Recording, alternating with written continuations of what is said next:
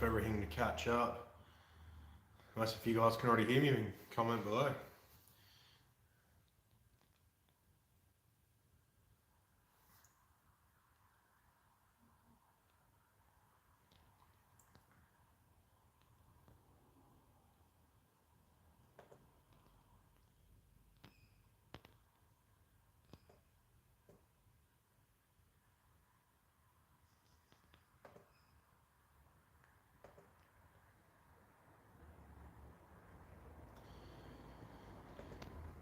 How's everyone going? If you can hear me.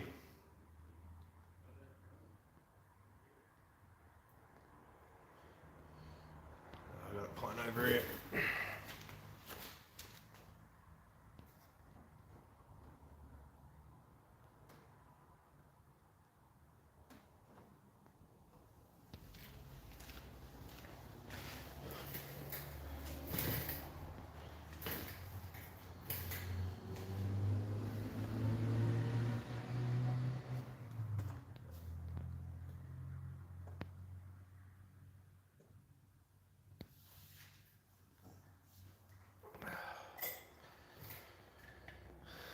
How you going, Boosted Forerunner? At least I can see that the chat's working now. It's a bit quiet for a minute or so.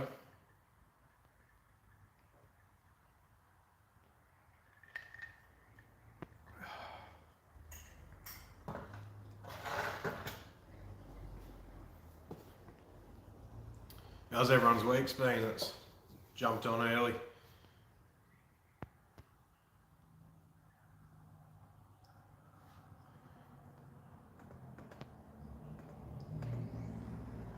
Alright, post this up here.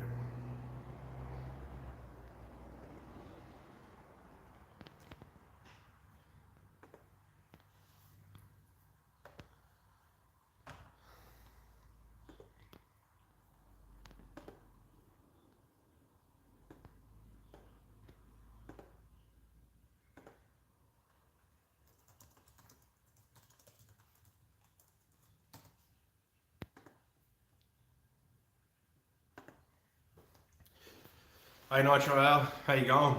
Any of your parts come in yet?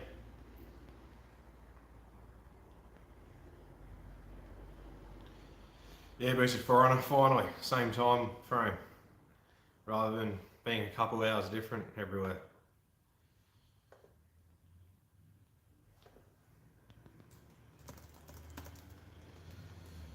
Sorry, just making a couple last social media posts to try and ramp these numbers up.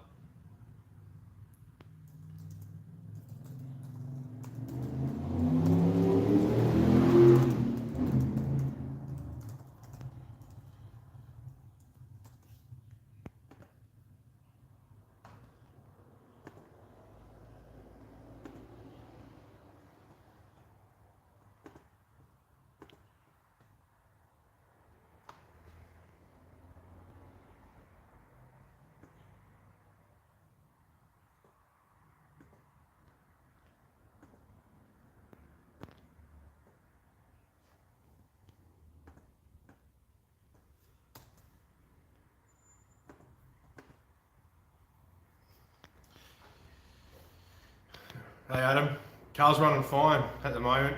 Just waiting for dyno time still. Fingers crossed we get on there this week.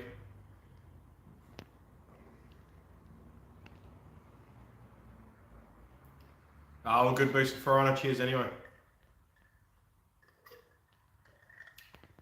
Yeah, Adam, I've got the keys somewhere just there. I could fire up right now. Everything runs fine at the moment, which is good. No more issues so far. Partly because it's been pissing down with rain, so I haven't really bothered driving it. There's no real point. So yeah, had no chance for anything to break. But if I don't manage to get on the dyno this week, I'll just take it out and street tune it. I think we've got a dry patch coming up, so that'll be good. I can get out there and find some nice flat long roads, do some pulls, look at the logs, adjust and keep going.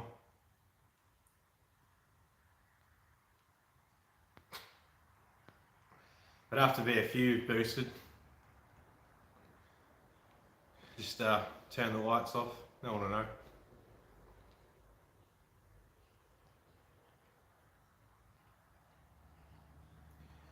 Hopefully we don't get any spam bots this time with their stupid little comments. I just have to jump on it quick.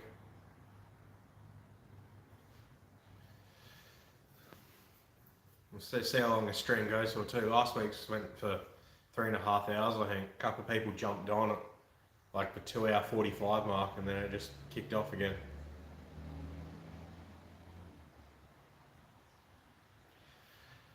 Oh man, the odd one here and there is fine, but when they spam like 5 in a row, it just gets crazy. It's too hard to keep up with the chat. It's just constant.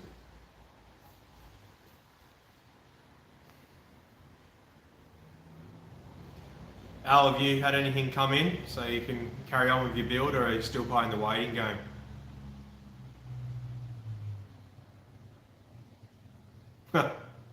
Good effort, man. Good effort.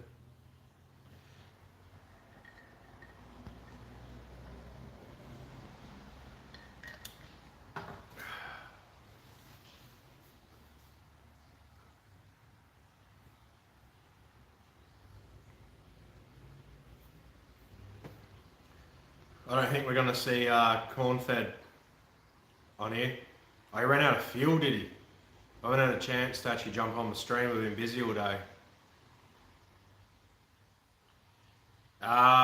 Adam's what's that to suit? Buick, Ecotec or L67? And how come you want aftermarket fuel rails?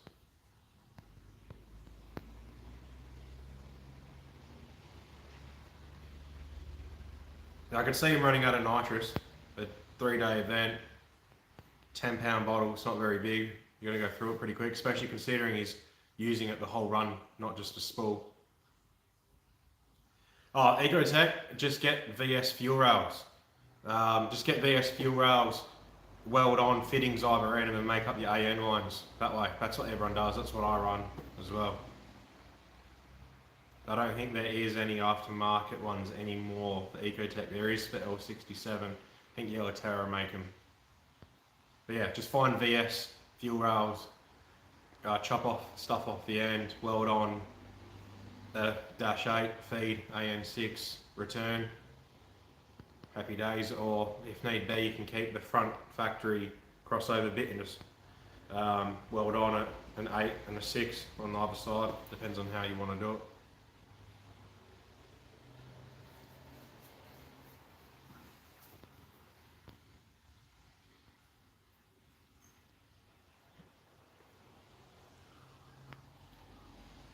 Oh, did they send a couple wrong ones out today, or just wasn't what you thought they were when you ordered?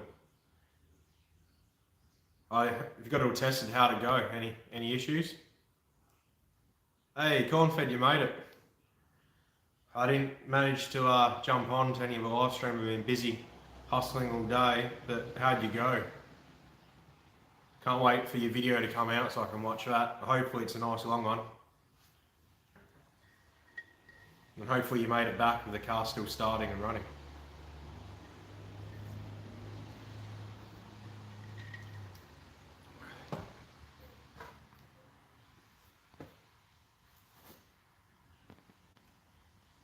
All good. That's good. I'm glad to hear it.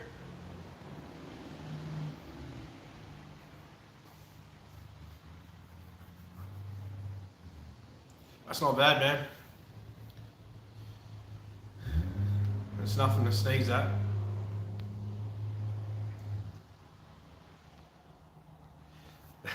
Still runs at you want. Yeah, it's a Stein Mr. Big Dose. So I think it's just over a litre. This way, well, this is how I drink my drink. I used to drink my bourbon, scotch, whatever the fuck it was I bought, in just a pint glass, but then this popped up. It was way bigger. It's mint. Problem is, I'll probably still go through it just as quick, and I finished my last of my Jacks in this, so I've got beer after, and there's not much beer left either.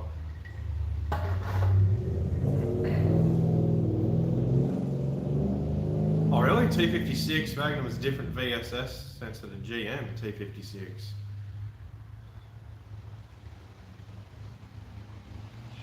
Yeah. I need some work. Oh, at least that keeps you busy and gives you some content going fed. Yeah, man. Look up Stein glasses, like from Germany. All their Steins. It's basically that. You can get them here somewhere online at least. It's mint. No idea what stock fuel rails will fly. I don't think anyone's maxed them out. As far as I know, VS rails no one's maxed out yet at least, but everything else I'm pretty sure is all good. Hey Matt, how you going? Cornfed, that's my Misso's loom for the LS1 up there. The other night I stripped everything out of that we didn't need, rerouted all the power wires so that it can go into VP. So basically I can wire up relays, wire up to the key for the starter and ignition for the ECU, and moved all these, because in LS1's the ECUs go in the engine bay, so I rerouted all them so it will go inside the cabin. I just loaded it out there a couple of days ago for a photo and haven't moved it yet because I'm lazy. But yeah, that's just a LS1 loom for the Misso. No booster, there's no point changing it unless if you go to VS rail so you can weld on AN fittings, basically.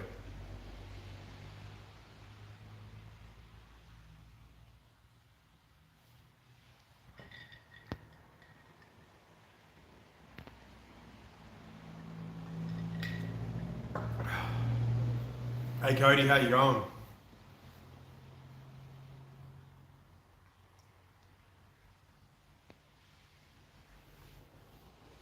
There you go, starting to finally ramp up in some numbers. Back to normal. Have you got a cutout cornfed or did you just drop off the exhaust? I looked at getting one of the Varex 4-inch cutouts as well, so just after the dump, so we'll dump there, but I don't really want to hound my fab guy for it again. Yeah, cheers Boosted. Hey, new PB, sweet.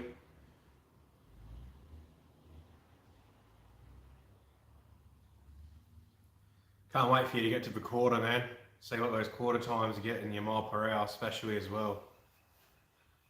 That'll be sick. What sucked is today there was a carb meet, like show and shine, and also hide the drag strip. Regardless of if my car was fully tuned or not, it wouldn't have mattered because it rained anyway. But I just got to wait till like September, October now, which sucks.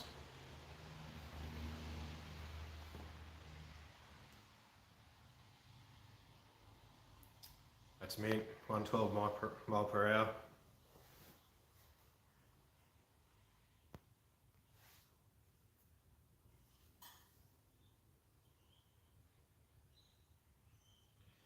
Ah, sweet, Cody. Wait for that big build. Machining. Yeah, man. Like I said, it doesn't matter. I wasn't tuned, but if it was tuned and I went down there, I wouldn't really got much track time because the amount of people would have signed up to do it since it's been now a month since the drags have closed due to winter. Everyone would have been doing for their tests and tunes and have some fun. So yeah, it would have been crazy the lines and just letting a few cars go at a time in between dry and track. I'm kind of glad I didn't go, but yeah.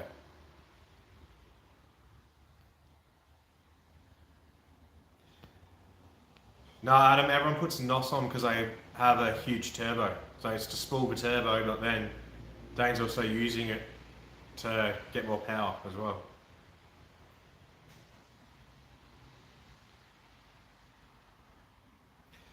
Boosted over in Queensland, their requirements for parachutes and everything are different to here. He will still need it, but their mile per hour is a lot higher than what it is here for what's needed, luckily.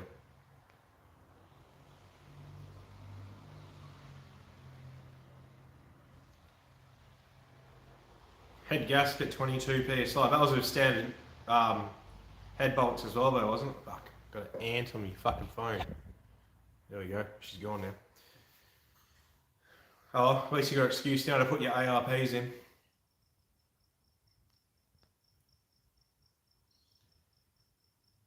Nitro, do you mean me?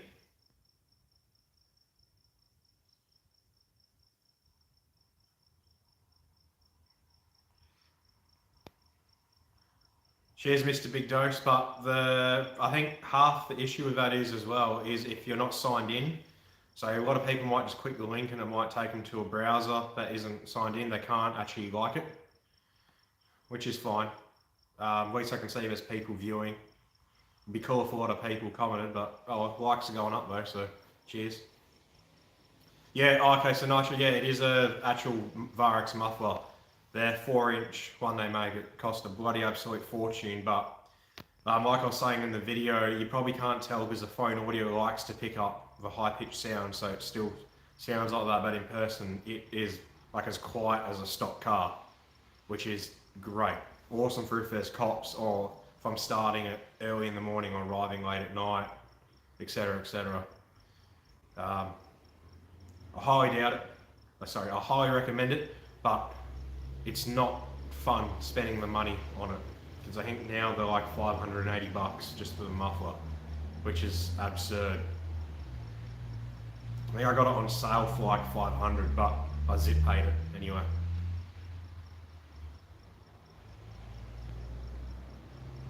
The 4-inch I think is going now for like $580, $550, $580. I paid like $499 and they had a sale back in September and it took like 8 months to arrive because Car Mods Australia don't state if they're in stock or not, or at least I thought they stated they did, but anyway they didn't have it, and then it took X-Force months and months and months. Oh really, 135 for a shoot? Okay, maybe it is way different because I know here I think 135 is roll cage and then 140 is parachute. Geez, they're not leaving much to be desired. 135, it's not exactly very quick. There's people running that in the 8th.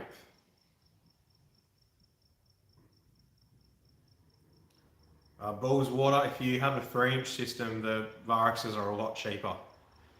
You just got to also keep in mind that that tip is different. I got that tip from Reaper Engineering and got that welded on as well.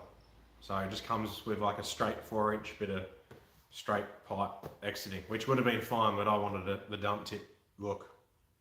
I still have my straight pipe though, which I will be putting on for events because it sounds off its head.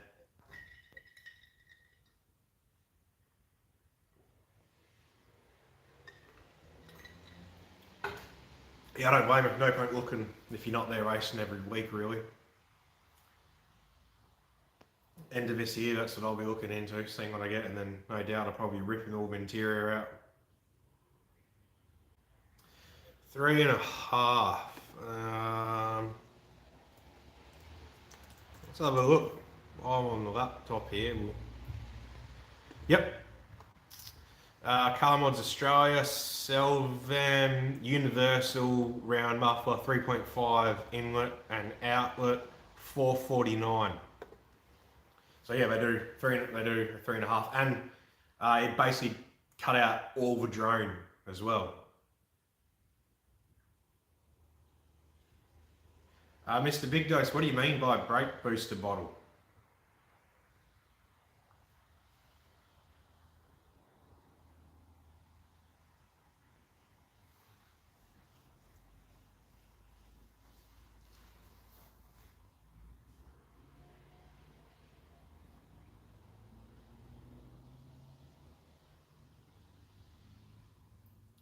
No, mine's 82mm. The Plenum that I picked was made for a 105mm. But because I was going a 3-inch intercooler piping and I wanted drive-by-wire, I wanted to get a Bosch one because they're very easy to get. Bosch is a good known brand and they rarely fail. And the biggest I went up to is 82mm, so I had that grafted on. I actually bought the Bosch drive-by-wire plate that bolts to separate, got that welded on. But there's no point for a huge, big throttle body when you boost it anyway. 92 mils, huge. 82 mil like I have is huge. Even 76 is fine. There's a big difference between supercharger and turbo and NA.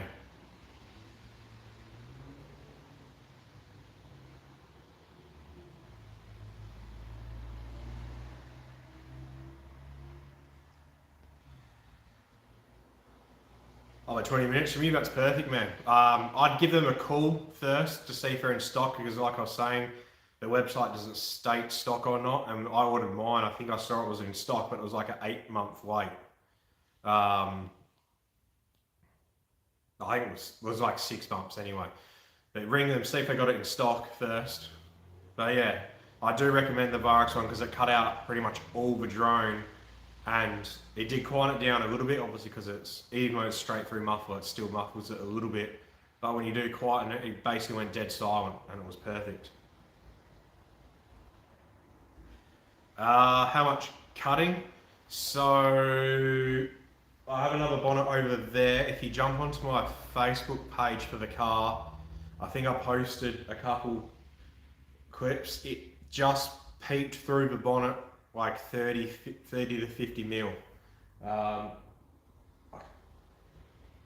don't know how to, I don't think I can put a photo up here to show, but if you go on there, I think it's called VY V6 Turbo Commodore Build EcoJet. Search that on Facebook and you'll find it, and you'll see how much it poked through. Mine was custom made, it wasn't the ProFlow one. Dane at Cornfed Boost made his own and his fits under the bonnet. So it depends who you get to make it and what you compromise to make it fit. So I will have more plenum volume than what Dane has because obviously mine sits higher. What that means in the long run, who knows yet, because his is tested, mine isn't. But yeah, I'm not sure if the ProFlow ones fit in or out the bonnet. I'd assume they don't fit under the bonnet because I think on his he ran a little bonnet scoop as well. But that's the reason why I have a bonnet scoop. I just cut a huge hole so it's better cooling. Oh, brake fluid bottle. I just used the factory one, man. That's just factory. That's just a $2 Bunnings black can sprayed black.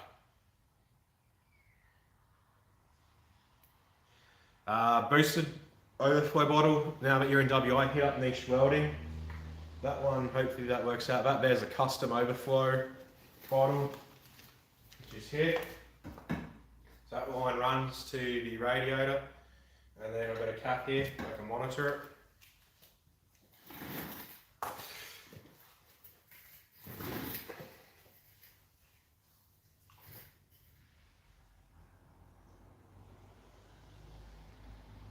The super cheap sell the overflows. That's alright. The ProFlow one adds up very quickly in price. You got to remember that comes with no mounting tabs for a throttle body, no vacuum ports at all, I'm pretty sure. No powder coating or paint, it's raw. So if you option for all that, it goes up in price very quickly. And Ballswater, why were you looking into that? Because the factory manifold is good for 750 plus. Well, 850 plus really, because that's what Cornfed Boost made on it. 846. And it didn't limit it there. Is it just for looks, or do you think you're exceeding that?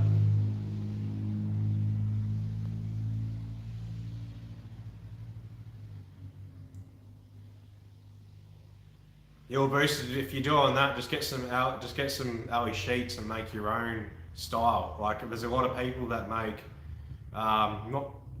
If you look at the Boost Obsession one, a lot of people make ones like that, which works perfect. It's literally just a flat front, two sides curved, and then a sheet folded over the top. That works well. You're boosted, you do pay for the name, but at the time when it came out with him, he was the only one doing it. I I'm pretty sure I'm the first person ever to go and get it done, apart from, like, aside from ProFlow. And then obviously Cornfed Boost updated and got his done. And then, well, there might have been a couple of people before me that just weren't social. They didn't post it socially. Because I know of 3 other people that have done it as well, but their cars aren't running yet. Nitros is very close. There is a couple other people that have done it. Actually, I'm not sure if they did it before myself or not, so I take back what I said. I think I was the first person to socially show that I did it though, apart from ProFlow. But yeah, you are paying for the name, but they were also the only ones at the time.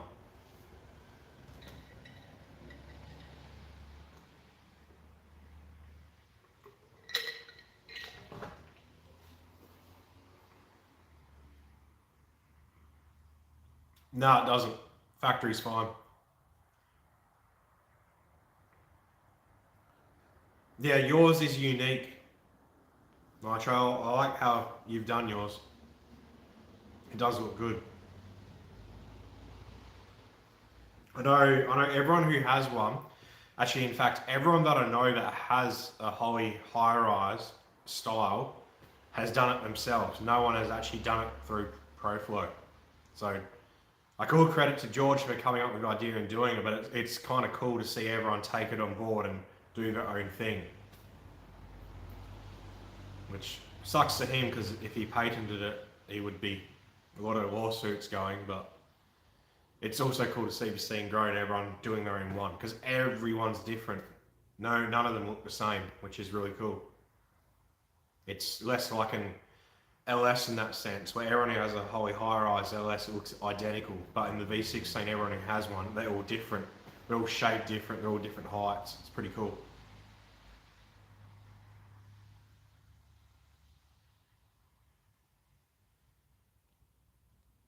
Yes, sweet. Are you going forged, or are you just going like a L67 bottom end, but bearings and ARP hardware?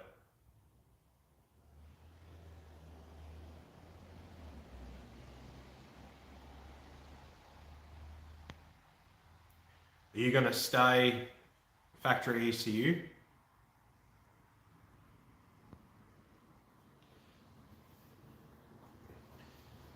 Yeah, Mr. Big Dose, I'm not a welder either. That's like, I can weld, I can't. I've never tried alley, but that's why I went through one of the local alley specialists to get mine made. If I knew about, well, I guess I knew about him, but I never really looked into it. The guy did the rest of my fab work. I would have got him to make it, but that's like a year and a half gap between the two anyway.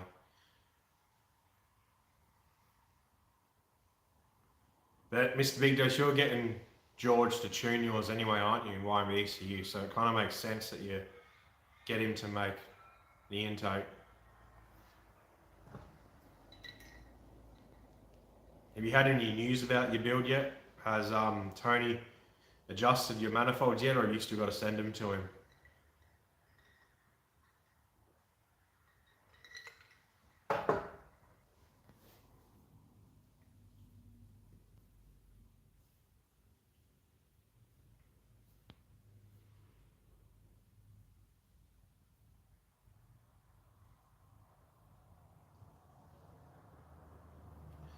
Another thing that might be cool as well, there's a workshop here, I think I'm further south based than myself, but they're going to try build and open up their own drift track, which will be awesome. It'll be a lot more content for myself. Every time I'm home, I will be hiring it out, and it'll either be EcoJet or the VE or another car that'll be taking there. So it'll be some more content, and he's also put the question out if he puts a dyno there for people to hire. So that'll be cool as well, because I know I do a lot of tunes here in Perth, and I do a lot of remote tunes online. I was actually doing one today for a couple of hours.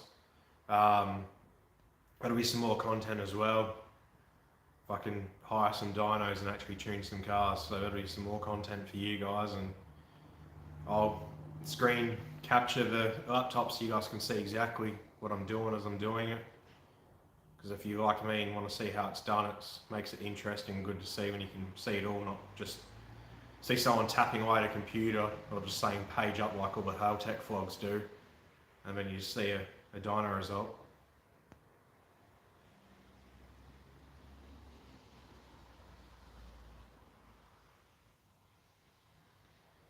I slept just on 67, just do ARP mains and ARP rod bolts and you'll be laughing.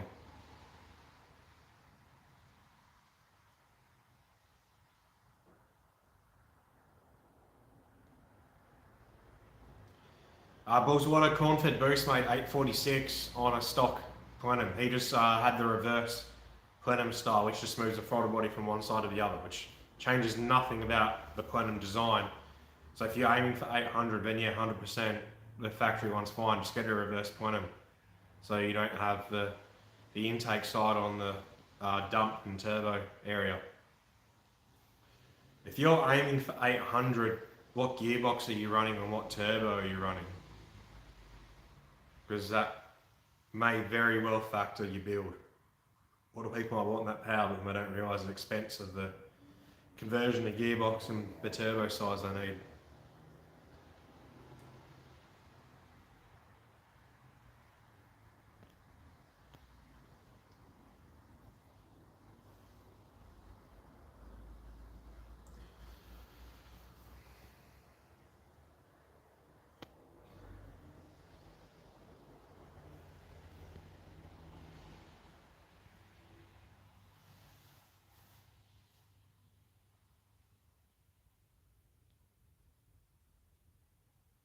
Oh yeah, sorry, just going back up the comments. Just still waiting for your turbo to arrive and dropping them off. What turbo did you order again? I can't remember.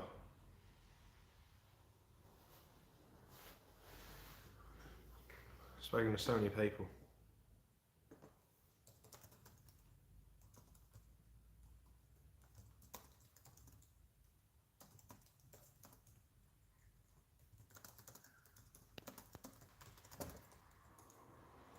Sorry, just replying to a message on Facebook at the moment.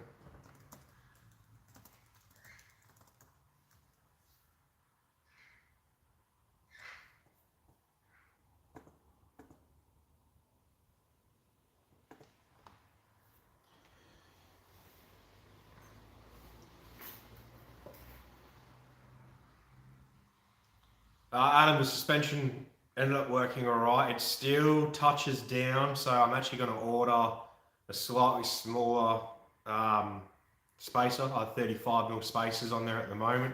I'm going to order a 30mm and then it should be fine. I actually ended up picking up a guard roller for $50 locally as well, so I rolled them and it is better, but it still does touch. But no issues with the suspension yet. At least anyway on that sense. Fords suck compared to Holdens to do suspension wise. Like there's so many stuff I had to unbolt. That's like I went into the video thinking right, I'm gonna film all this stuff step by step, and then as I started doing it, it was just I just undo one thing after another after another. I was like, I can't be bothered setting up the camera, getting the angle right, filming and talking. I was like, I just want to get this done. It's like a 10-minute job on a Holden that turned into like an hour a side. Well, yeah, well, probably about an hour a side, give or take, especially the first one. But yeah, oh that's right, G42 1450. Hey Joel, how you going? At least what was it, last stream your car wasn't running. This time around it is running, so that's a positive. Because I think last time it wasn't running. Pretty sure it was through the week. You got it sussed out.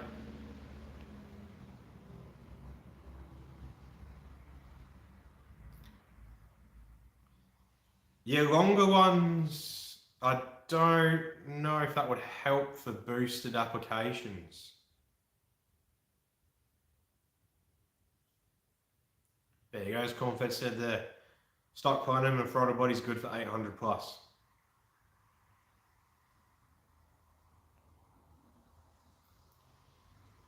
Okay, so you got a T56, you'll be right for that then. Just keep in mind you'll need a custom tail shaft, so add on $600 to $800 there to get a tail shaft made.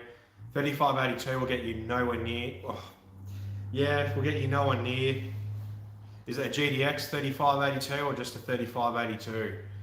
I know there's been a couple RB25s here with GDX 3582 Gen 2s that have gone 750 plus, and that's a 62mm turbo. But if it's just a GT3582, you're limited to around 600.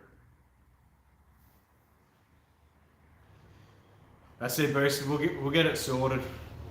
I'll supply the beers, you can supply the camera skills, and we'll be good.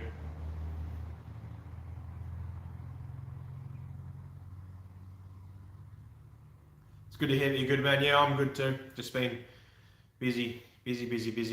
Well, I'm keeping myself busy. There'll be a stream again next week because I am home till the 1st at this point. I think as of right now, I've been home for a month and a day, so 4 weeks, which has been awesome. We still have another week and a bit to go. So yeah, just keeping myself busy. But it's right there. So 3 days ago, you got it going. Oh, that's good. It runs now. That's the main thing. No, I haven't taken EcoJet back out. It's been absolutely pissing down with rain here, so there's no point. Like, I could just take it for a normal drive, but there's no reason it should break, but there's a possibility it could break, just as modified cars go. Like, I had bolts come out and kill coils. There's just stuff like that. It's like, there's no point. I've got the Ford to drive, which is more than enjoyable, so it's not like I'm lacking in a performance car to drive around. So yeah, it's just stayed there. But like I said earlier in the stream, I've got my key over there. I could just start it right now. It runs fine. Well, I say that. Hopefully it does run fine. Last time I started it ran fine. But no, I haven't taken it back out yet. I was going to take it out and street tune it this weekend, but it's just been either pissing down with rain or the roads have just been too wet still. So there's no point.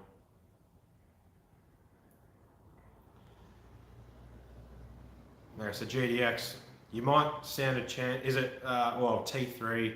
T3 again is limited to about 700, 750-ish. You start pushing shit up the hill. At that point, you're better off going to T4 or a 3-inch V-band entry. I'd be going a Pulsar GDX 3584, or if you're not scared of lag, go on a G40. Yeah, plenty of time to catch up and shit. Plenty of time, that's for sure. It just sucks it's been raining so much, there's been less outside house chores I've been able to do.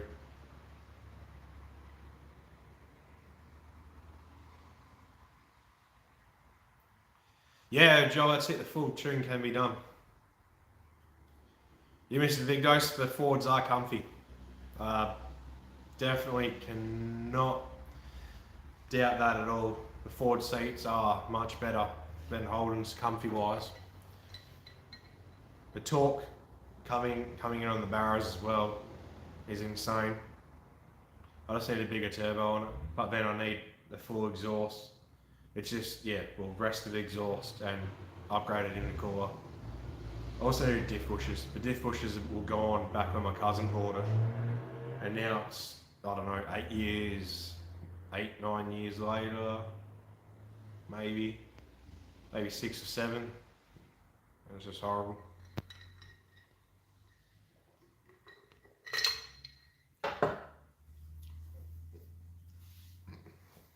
I wonder whether the G42 is going to max out though. Now that the G45's out, it'd be good if they came out with a G47. I think a G50 and G55 is a little too big. I think a G47 would be bang on for at least confed for what you or myself are going for in the background, or what we're doing in the background, whatever it is. But yeah, I don't know. I haven't seen anyone max out a G42. They've just stopped on the dyno somewhere or they max something else out.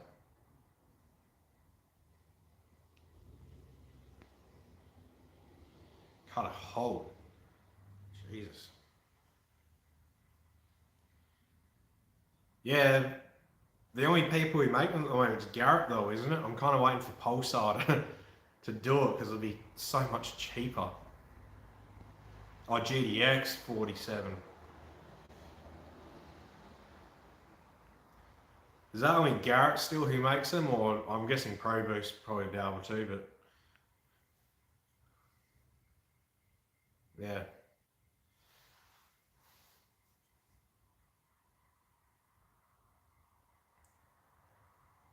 I'm looking around that size 2. I think on the next one, I'll be spraying it to spool it. So I'm kind of going on the bigger side for back pressure.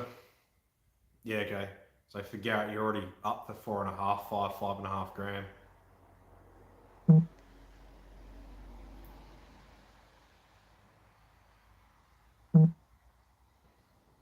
Yeah, but might be able to. I know the guy who makes my turbos is slowly starting to branch out into bigger turbos. I know he's at the GDX 42, G42 size at the moment, as the Barra guys are starting to go that more and more, because he's a Barra guy. So I'm hoping by the time I'm ready for that, he might have branched out bigger, because he uses his own custom wheels, the turbine and compressor side, as well as all the internals, but that's mainly the thing. And he's got his own mill or CNC, I can't remember whatever he has, but he does his housing machinings. 6K on Goldies.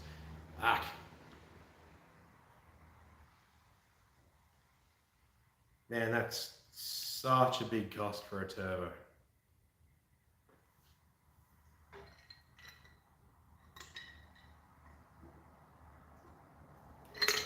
Actually, that reminds me. I made 2 orders in Goldies, they haven't arrived yet. For a big company, everyone recommends them. They're fucking slow at posting shit.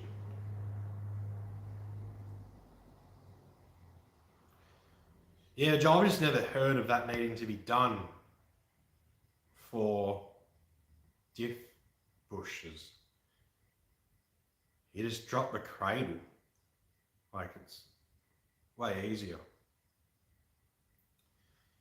I'm not a fan of twins, Cody, and I don't think many other people are. Plus, fitting a decent sized dump on the driver's side sucks.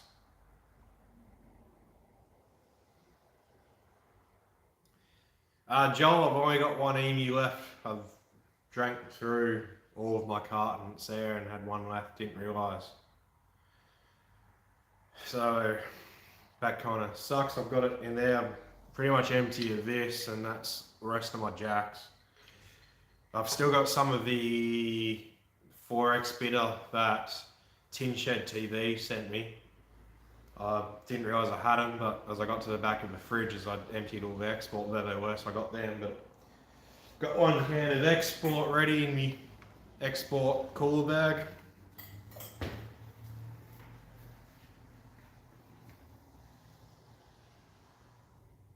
Yeah, I never realised people did that. They cut holes. Yeah, I've always seen it as a cradle down. Like, I was looking at doing it in the floor, but I just can't be fucked. I can see it. I'll get the cradle down and the diff bushes accessible, no worries. But then just getting them out, I can just see that being a hassle for putting them in. So I haven't attempted it yet. Sweet Nitro. When do you reckon you'll be starting it? If you're getting that close. Yeah, that's it, Joel. Like I was just saying, I dropped the cradle too.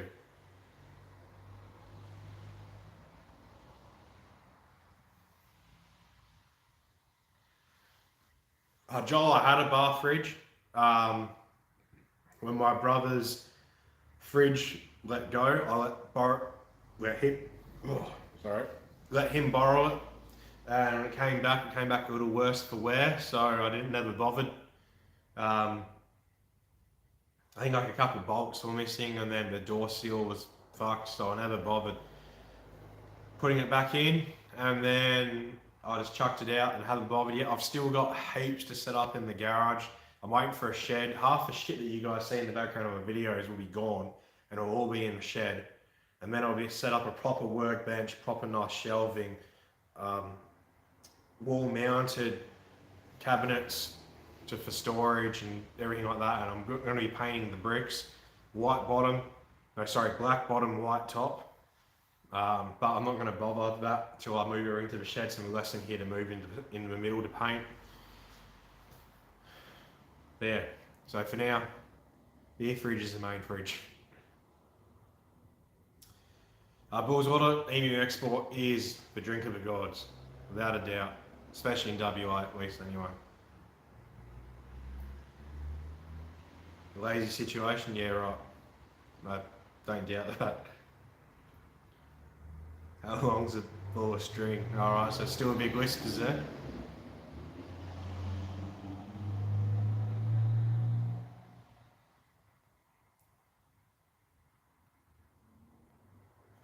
See, Joe, I do both. I do it the dodgy way first and fix my fuck ups later on as the dodgy way causes an issue.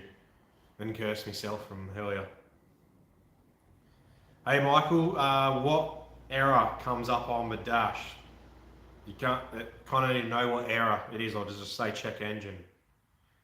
And that could be a very broad thing. You kind of need a ALDL scanner to see exactly what code's being brought up, because it might have nothing to do with the barrel.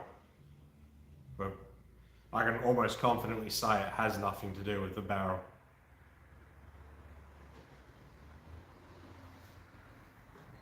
Oh, I'm going to say goodbye to the rest of this. I've nursed it for 46 minutes.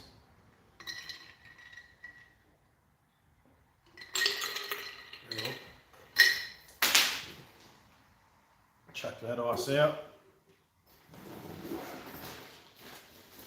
Get myself a Queenslander beer and I'll finish on the export, so I always have a good taste in my mouth. Might just get a stubby cooler for that, because I don't know if I'm going to be able to scull that Queenslander shit.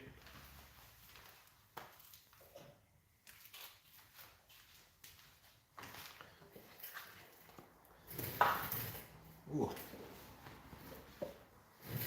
It just says error. What car is it in, Michael? I've never seen a dash just say error.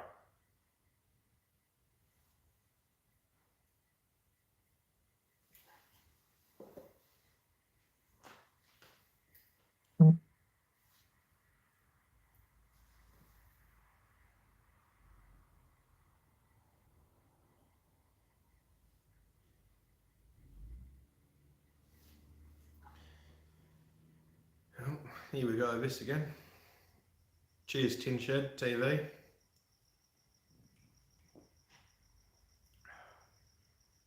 Yeah, it's not that bad.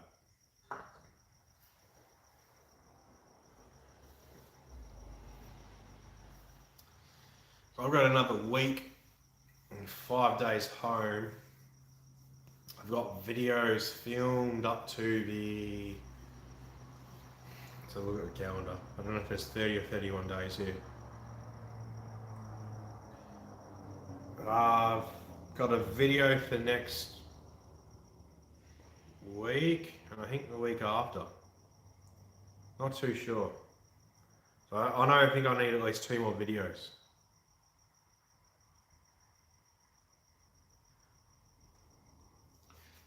Hey Nitro, it's not my preference, but beer's beer. Hey Rob, appreciate the kind words.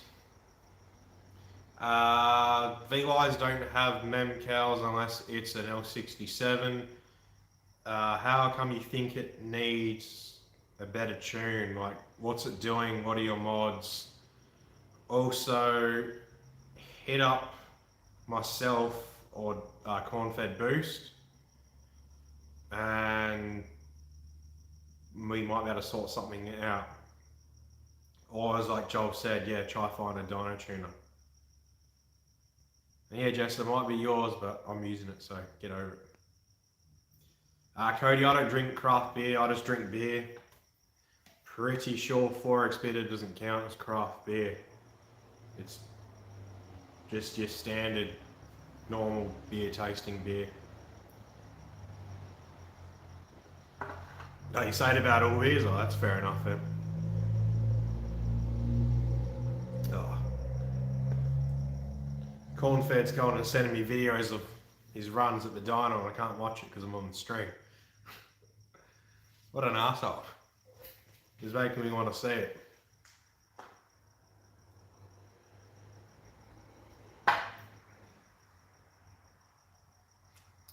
But yeah, Rob Hill, shout out your mods, list them here, and we might be able to tell you the best way to go about it, or why you think you need a better tune. What issues are you having? We'll start with that. Ah, got you, Cody. I agree. Craft beer isn't beer. I was a street shenanigans, so well, you're gonna make me wait.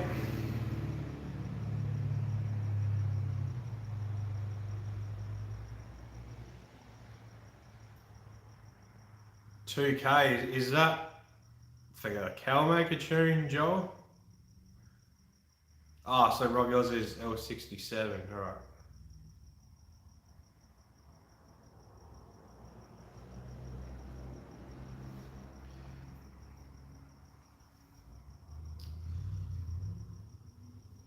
Rob Hill, are you on Facebook? It might be easier to find me on that. And I can, if you prefer to talk over email, we have a quick chat on Facebook. I can give you my email there. I don't really want to type it on the combo so everyone can see it and then get spammed for shit. Yeah, okay, so yeah, L67's RMMCal. You have to list what state you're in, an area, so he can direct you to the right person. I don't have a MEMCAL burner or EEPROM EV eraser.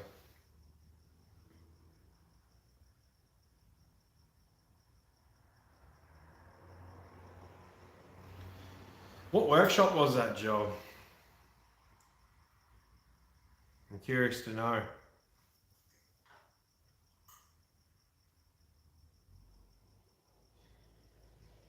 A good person to hit up might be Mike Wilson or Josh Grant. I know they do some MEMCAL shit as well.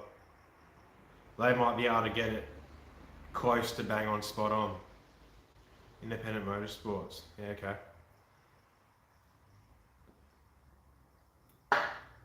Haven't heard of. Oops, sorry guys.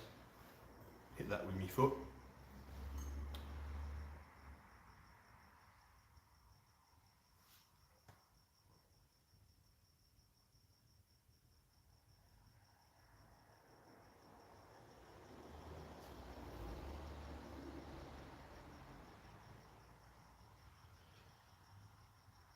Yeah, Gearheads King Baz does do MEMCALs, but I'm not sure if he will just do mail order ones or if he only does MEMCALs if it's there in person. He might be someone to hit up though. Alright, so I got the fastest territory in Oz. Oh, is that that black one? I can't remember the plates.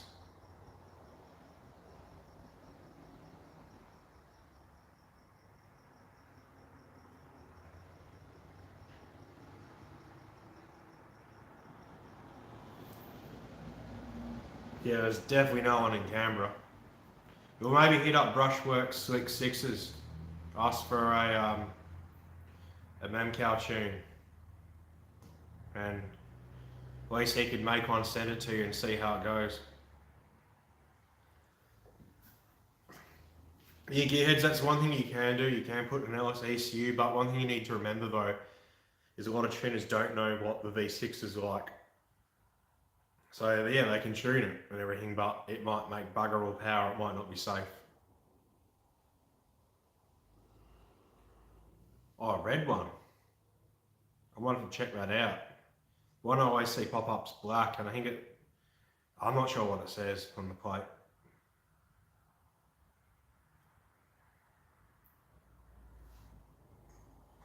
Yeah, the Mrs. Car plates. I remember that one. That's one I was thinking of. Before that was black though.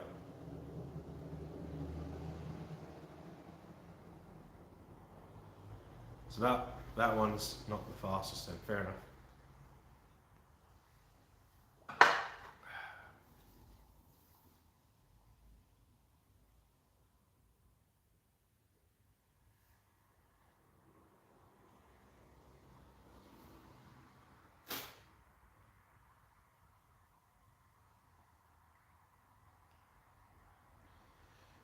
But also Gearheads King, if you're going to have to put in an LS ECU, and you might as well just go aftermarket.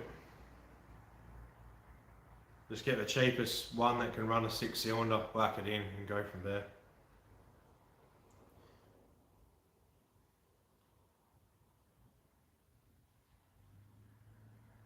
Do you mean it's reading a 14 AFR under load? Because that's not rich. And I would never, ever, ever, ever get a Mace tune. They are pure junk. The guy who used to tune for Mace, he was good, but he stopped tuning a few years back for him. And then the new guy they got's just been crap. I honestly reckon the new guy is just finding some stuff on PCM hacking and using that, flashing it on and sending it off and like, yeah, that'll do.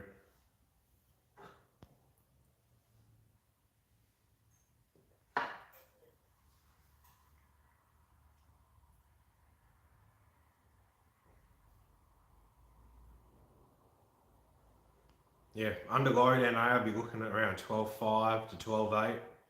On boost, I'll be looking around 12 to 12.3. Like 12.3 is like an extreme limit. Being L67 and your usual pulley mods.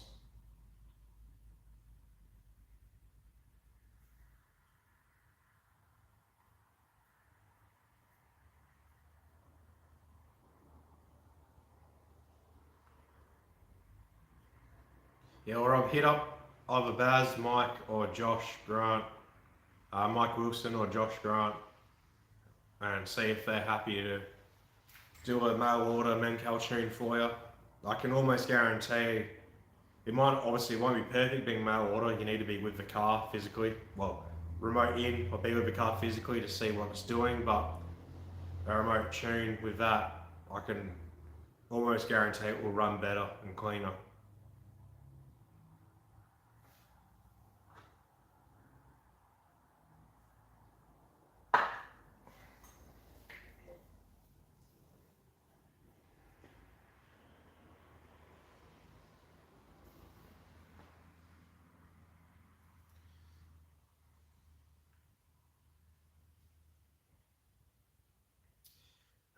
Joel, I haven't actually looked for that, to be honest. There might be on the when I remoted in that, like the live dash section, there's other bits, like there's other tables you can look at that might have an ejected duty cycle section there, but I've never personally looked because I haven't actually on my own. I've never tuned my own boosted vehicle on there. I've only done mail order boosted tunes that I've got them to send logs back and I've adjusted to suit, but I've never actually looked at the injected duty cycle, to be honest. If I remember after the stream, I'll actually jump on and I'll have a browse and see, and I'll let you know.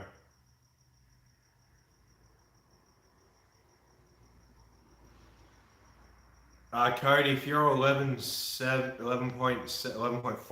to 11.7, what boost is that at? And are you M90 or are you turbo with that? Boosted 4 on, you haven't missed too much, just general chit chat.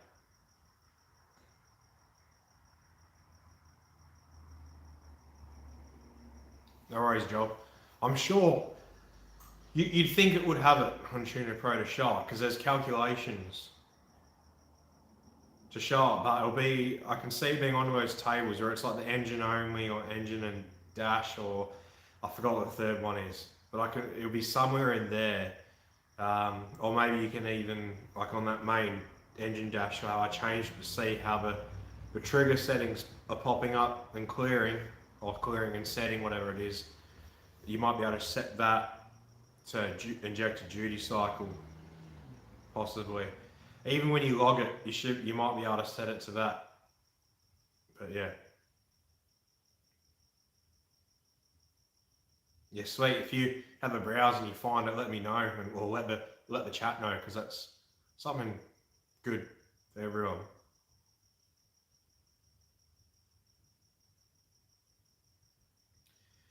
Boosted Forerunner, if you're getting rid of the Wolf, personally, I'd go a Link. If you don't like Link, go a Haltech. 750 will get you by, but I think a 2000's the next one. I think 1500 will do 6 cylinders. I don't remember. You can also go a ECU Master. Cornfed Boosted, if you got to talk to that, I'm not sure which ECU Masters will run bot. I've never looked into them.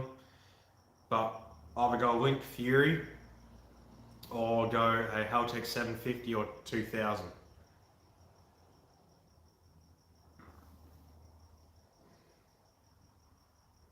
Yeah, sweet, Joel. Let us know how you go.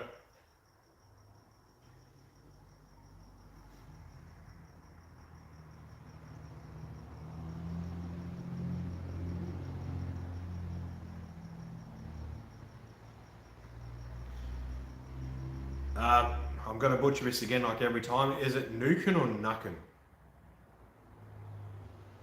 I don't know. Alright, so you got a Forge L67 block back. Is your current setup an NA? What I'm reading here, you have a NA ECU, right? And what state are you in? We'll start with that. So you got an NA ECU, your L67 now, and what state are you in? Those three things.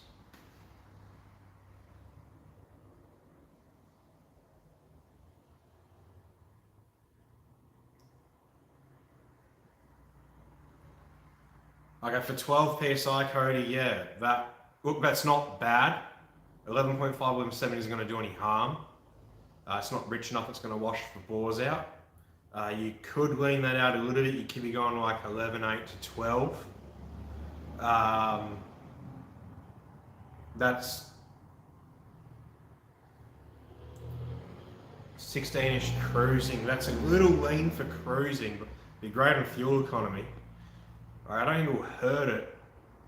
That's like bang on, actually 423 horsepower, 12 PSI. What size turbo are you running?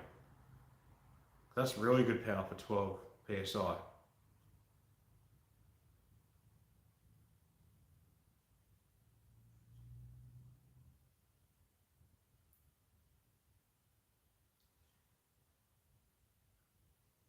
Well, Joel, you could take it for a drive, but where it will start to lean out will be the factor. The eco injectors will run out at some point.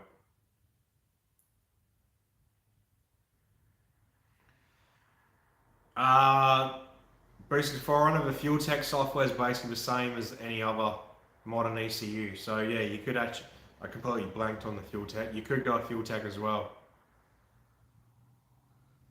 Wolf is just ancient. Anyone who can tune a ECU Master, Link, Haltech could go. What's it now? Fuel tech. There we go.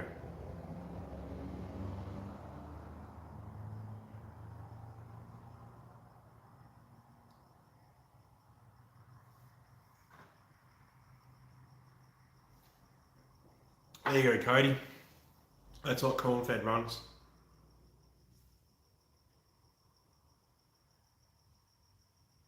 So the ECU Master EMU is now classic. That explains every time I've searched it up, I've gotten confused. There's all different names and some missing. Right, cool, so there you go. So ECU Classic or Master EMU, depending if you find second hand. Link Fury or a Haltech 750 or 2000. Boosted Forerunner. Those are the choices I look at.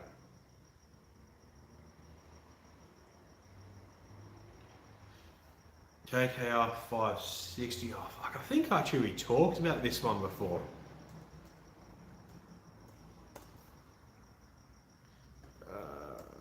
I'm just googling it to see the size of it.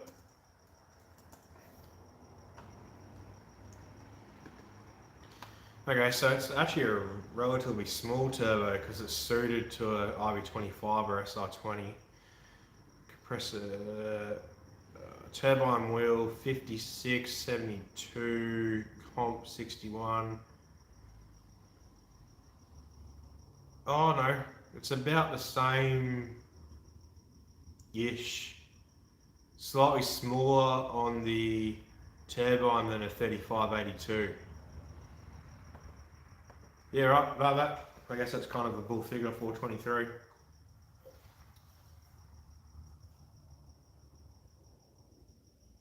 Good power though. What brand dyno was that on? Was that a Dyno Tech, Dyno Dynamics, mainline? I think they're the main ones Australia has.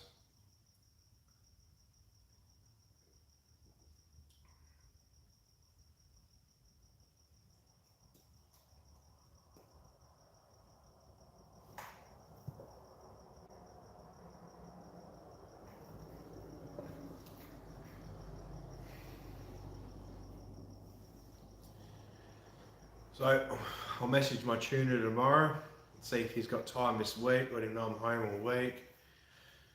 Hopefully we get on, make some power, watch coolant escape out of the head,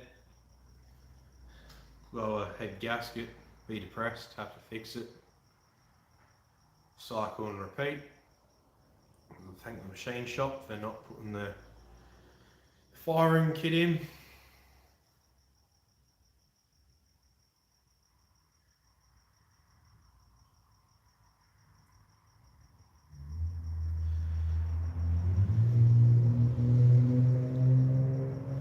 Alright, so let me actually, Rob, just replying to you, let me just see what I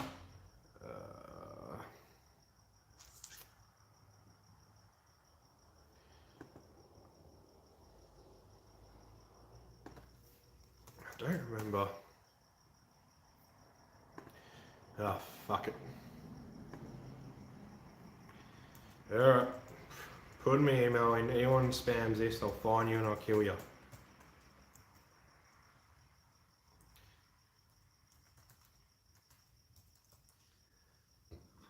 So Rob, that's my email. Hit me up on that. Anyone spams me or sends me shit in that, I'll find you and I'll kill you. Dane, stop taunting me. Stop sending me videos while I'm streaming. I want to watch it. I can't just look at people, let people stare at the blank screen. Alright, look at the rest of it.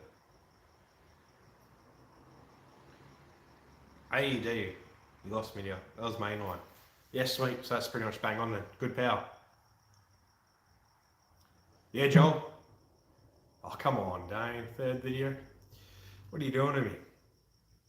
Having a good run, yeah. No porn site spam tonight so far.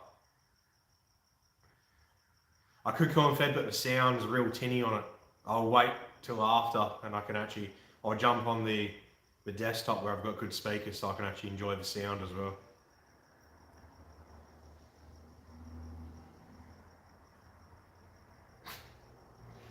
Boosted, you can't sign me up if I'm already on there.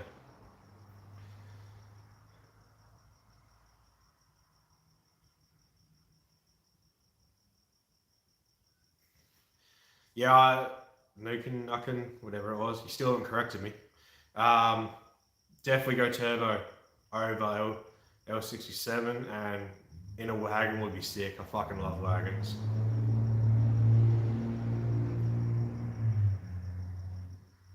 Hey look, as long as it's not your booty balls or whatever, we're all good.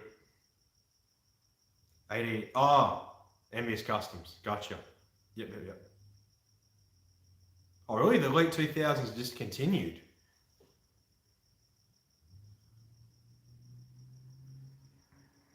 The Nexus would be awesome, but $6,000 for an ECU? Holy Jesus. Yeah, Rob will both kill him. Both go to jail. Done deal. If you're part of me there, Colin, but yeah, good call. I want to enjoy the sound too, not the laptop shitty speakers. Too easy, Rob. No dramas. Gearhead's King, you got a T4 flange. Did you custom order that rear housing? Because they don't come from Garrett with a T4.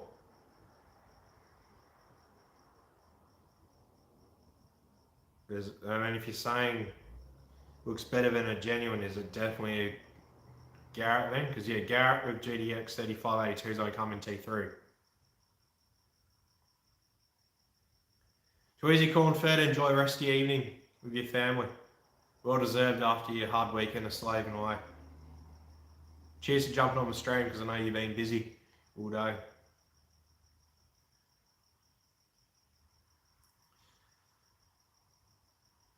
Okay, boosted then in your 4Runner drift car and daily. Are they all going to be 6 cylinders, or is there a chance there's going to be an 8 cylinder? Because that'll change dramatically which ECU I say.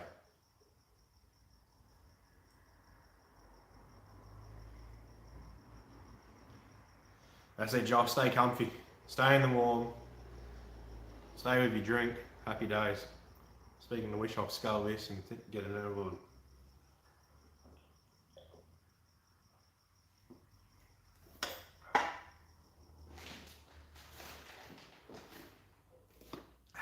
There we go. Yeah, okay. Your T4 one, you might stretch 700 out of a 3582. See you later, Colin Fed. Enjoy your evening.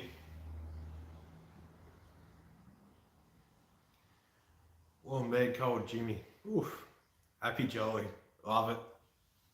I keep forgetting that over east, well, every other state, not just over east, it's a lot later for you guys. It's only 6:11 here. I guess a lot of you guys it's 8 PM plus. I'll be in bed too, especially with work tomorrow.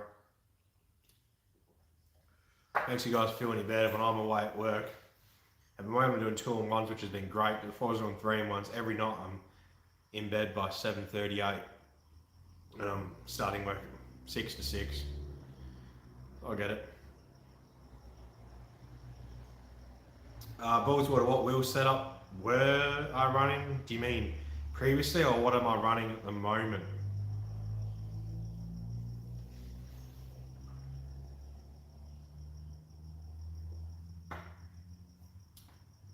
I love how the computer shows it delayed.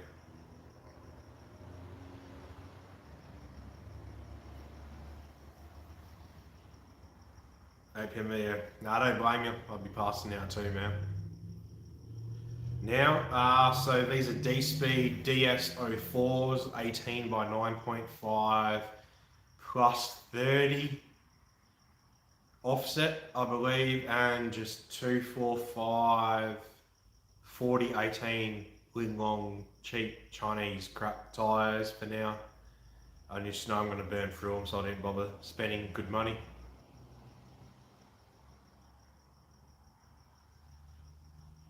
Oh, there you go, Nitro, yeah. So, in case anyone missed it, 18 by 9.5 wide, plus 30 offset. The fronts have a 3 or 6 mil spacer because because I run coilovers, the spring perch sits lower, so the tyre actually just rubs on it. So I can't remember if it's 3 or 6 mil space, but that sets it just off it so it doesn't touch. They are D-Speed brand rims, which is a local guy here in WA. He ships all over Australia. And they are DS04s, which are the same as Rotor Grids or T37s, which I always wanted for a Commodore. But yeah.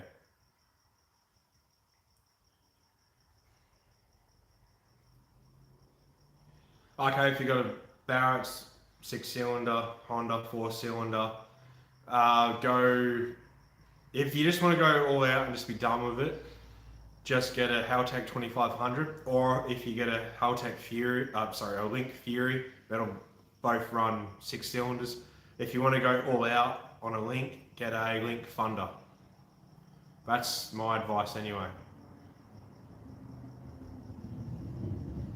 Call you Dan Ilk if I remember that. I will, but no doubt I'll keep forgetting and keep calling you by the name, the YouTube name.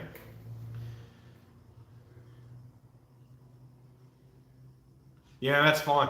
If it's If your goal is a turbo, that's fine, but yeah, for get it driving and on the street and whatnot, LS67s, no dramas at all. Yeah, VX loom won't fit a VY body loom because VX has the 3 plugs on the firewall, engine bay driver's side, there. VY has that white plug under the dash inside the car.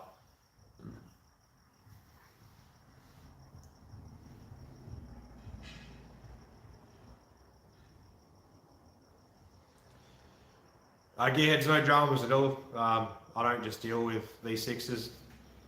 LS over there. I put together my brother's LS1 that's in the corner there. So everyone might not be everyone else, but yep, the 5.3 block is exactly the same. Like all the bolts and everything are the same, so you can bolt everything on from an LS1. Pretty sure LS2, L98, LS3 will all bolt on as well. So yeah, you should be good. The 5.3 being iron block is awesome. You'll go 1500 horsepower on that block before there's issues. Street Car Culture, how you going? I don't think I've seen you on my stream before. Maybe you had once or twice.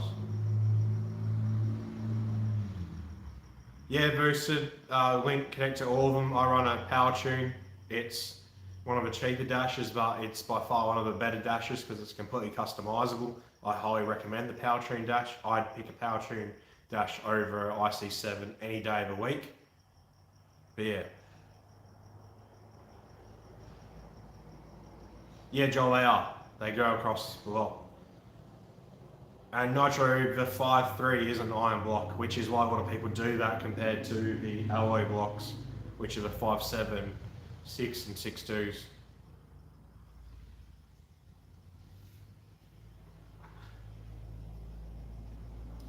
LS1 heads bolt on, and obviously the intake bolts on to the LS1 heads. I think it's LS1 and LS6, I think, are interchangeable. I can't remember. I usually deal with L98s and LS3s, the rectangle port stuff, rather than the, I don't think the name starts with C, whatever it is. They're the same crank, I thought they're different.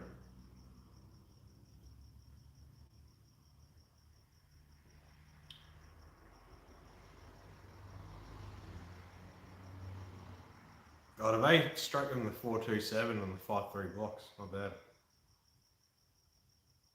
I wonder how much material there is between the bores when they do that. All the same. Yeah, the 4 LS is a joke though. I don't know why you'd even bother with that.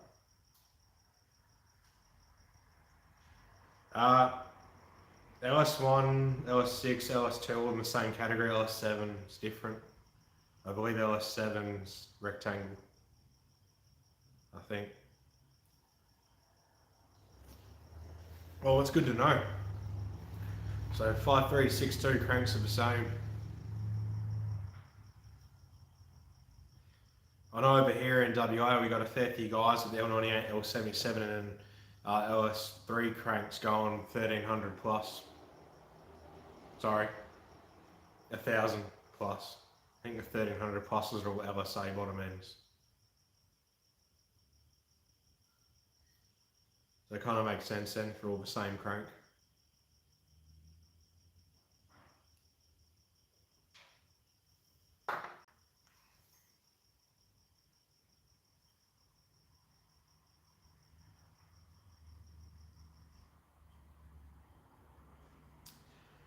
I think LS9 is the same as a 427. I believe it.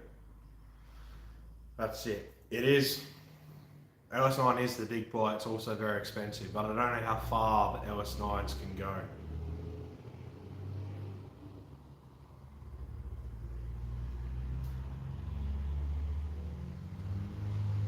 Yeah, it should work. Oh man, I already forgot what you said. I think you said Dan. So I'm going to say Dan. If it's wrong, correct me. But yeah, Dan, that should work. As long as you have both pin outs and you don't get any cross wires and don't short circuit anything, you should be good.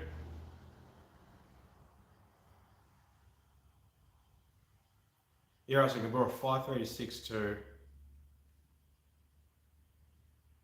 Oh really, it's got a shorter ball. would have thought it would have been the same size. Oh, got someone commenting about this.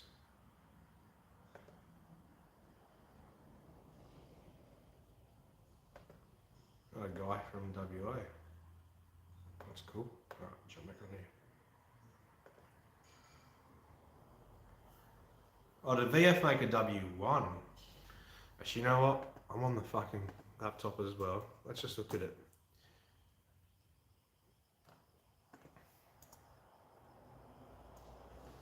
LS9 litre size. Honestly, LS9's a 6.2 litre as well. So that's a 383. There you go. I don't know what one's a 427 then, but it says LS9's a 6.2, so that's 383 cubic inches.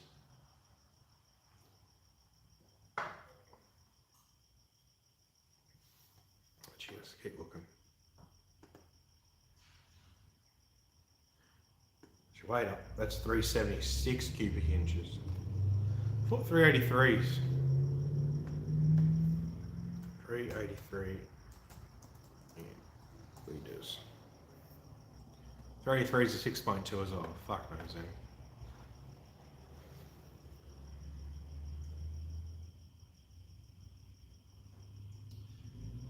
I missed the big dose, I would. Hot food doesn't really affect me. Saying that, world's hottest chili, that'd sure have something to do with it. Yeah, Joel, I think you're right. VW427. I thought it was an LS9 though, but obviously I was wrong. LS9 is just a 6.2.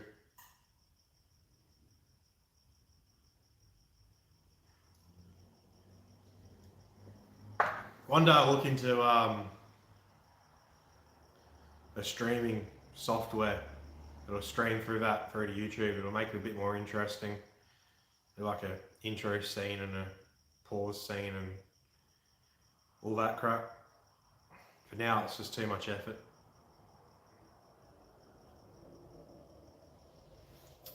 How the hell is an LS7 bigger than an LS9?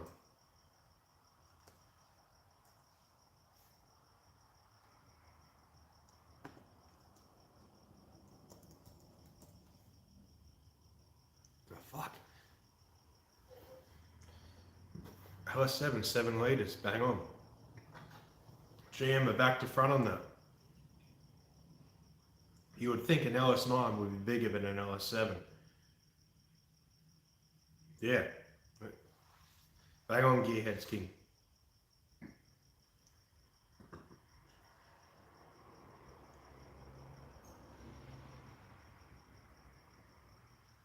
You're a fucking war gay, Joel. I guess that explains the Commodore. Carolina Reapers, yeah. I think I might feel that. It'll tickle, you know? Look, if it happens, I'll go it, and you guys will probably watch me suffer. I'll eat my words, and I'll suffer, but I'm usually pretty good with spicy food. It's the Mauritian background in me.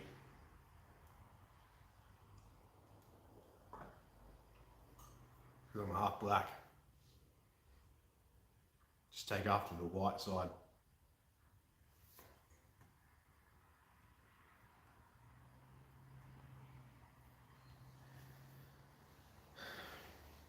So Mr. Big Dose, what's your time frame with your build? When do you reckon you'll have it all done and ready? New Year's?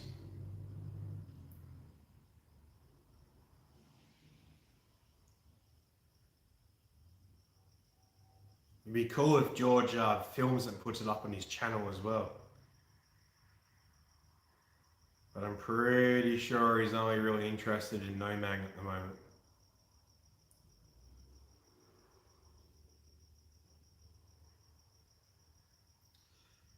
As far as someone here might correct me, Rob. As far as I'm aware, you need a UV eraser. You erase it and then you can write on it. You can't just write straight over it, which is half the issue. But I don't have that gear to do that, and I've never looked at how to write to it. But I might look into it in the future because I know here, at least in Perth, WA, there's a lot lacking in that. And if I start to get access to a dyno, then I'd be definitely interested in tuning some L67s, some people here. But as far as I'm aware, yeah, he needs to be UV erased.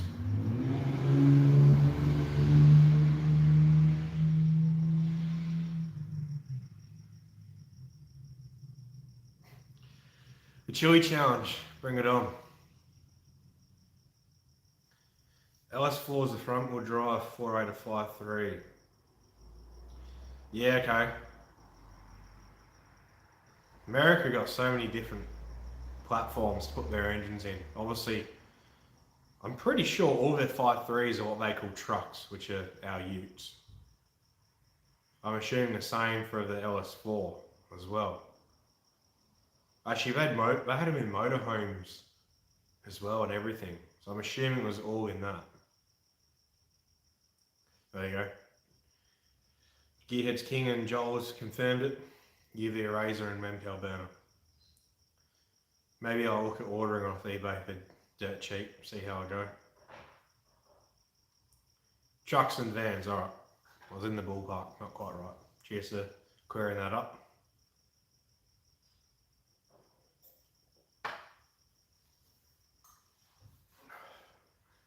So, as I was saying earlier, if anyone is still on here, if that mob further south from me does open that drift park and does get a dyno, who would be interested, like say I do start to get some customers for tuning, who would be interested in watching videos and just tuning their cars?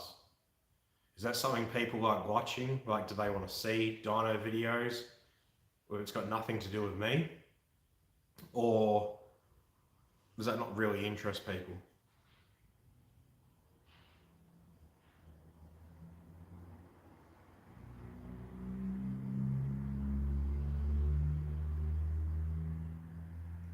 Yeah, Dan, you can, but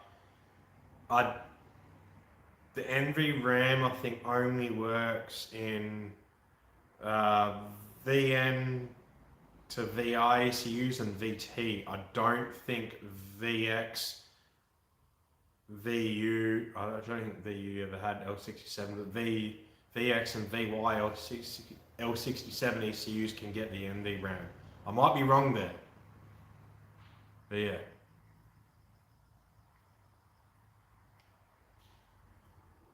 Alright, cool. If people would be keen on that, like, I'll do that. Like, in saying this, it's going to take obviously ages for that business to like build that complex and facility. So it might be a year or two in the down the track in the future.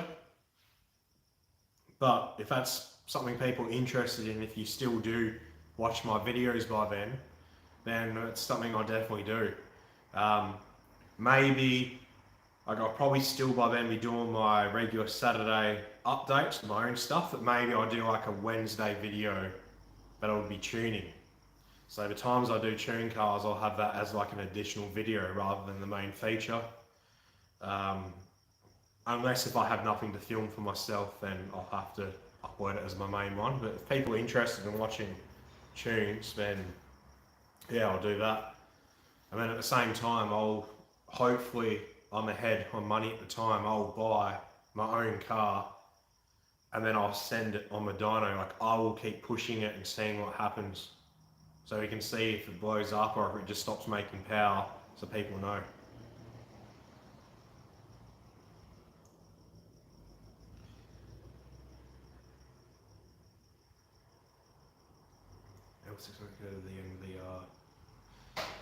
It might do, but I know that Cornfed Boost uses VT ECUs. He might, well, I guess he's not here, but someone can correct me if I'm wrong, but I'm pretty sure he uses a VT NA ECU for the NV RAM.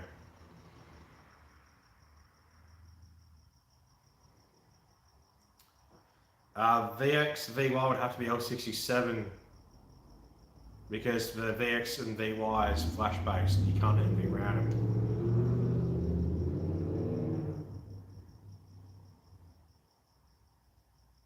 fair enough, Mr. Big Dose. It'd be cool to see. Another big power V6 on the scene. Just make sure you film it on your YouTube channel and post it all over social media.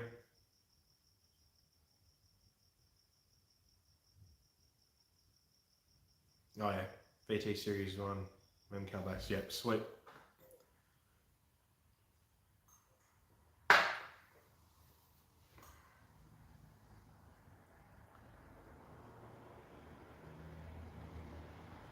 No, all good, Dan. There we go. It's got Dan on your name now. Can't get it wrong. That's right, a lot of people don't understand that VX, VU, VY don't have memcals. Because like before that, everything else was always memcal based. So you never, or memcal, yeah, I don't know how you say it. But yeah, they're all chip based. So no dramas there, man.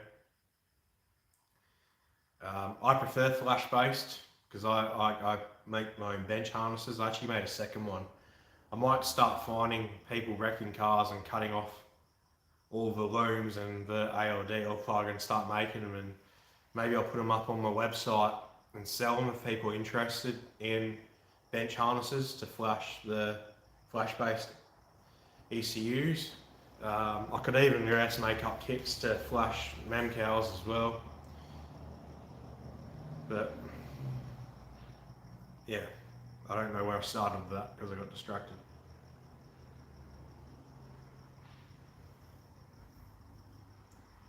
You should post, if you're not using them, gearheads, you should post them up. People might be interested.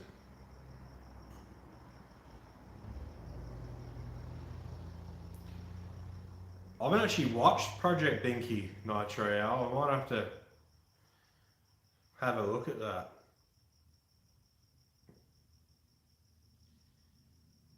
YouTube, I love watching builds on YouTube, especially in the V6 scene when they're not cringe, like it's not people doing shit things, but it makes everything take so much time. Like it's to get a task done, it's like a third of the time because you're setting up the camera angle, making sure it's filming, then you get going, and you have to stop and talk and explain things rather than just getting in and doing it. It's like I bought a VY Ute for up the bush. If you guys ever watched the videos, I went up the bush, got one there, replaced the white VY that I have up there that's getting close to dying. It was dying when I bought it, but it's definitely getting close, and I stripped everything out of it and obviously did my lumpy auto tune on it. I was going to film all that, but I just wanted to get it done because it just takes too long. But at least, maybe once you get it running though, Nitro, or you go to get it running, maybe you could take a couple of videos then, because that'd be pretty cool, even for your own collection, I guess, memories, post it up online, on the socials or whatever.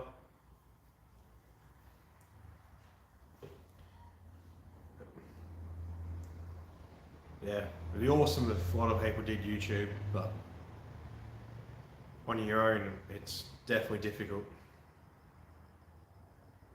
Especially balancing getting work done in life. You're right, you've got heaps of VN ECUs too.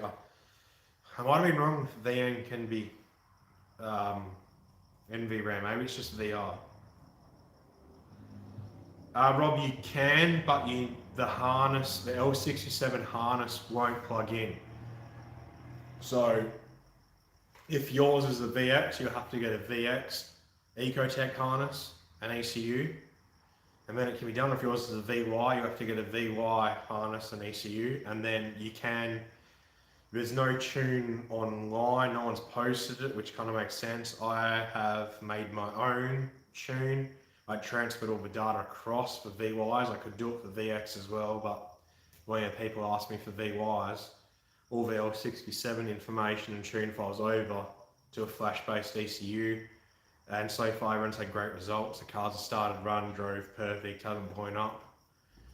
No one's been on the dyno yet with one though, which I would be interested to see there, how it went. Not power-wise, just to make sure everything was okay, but yeah, you could, but you just need the correct harness to suit. An L67 harness won't go in an NA ECU.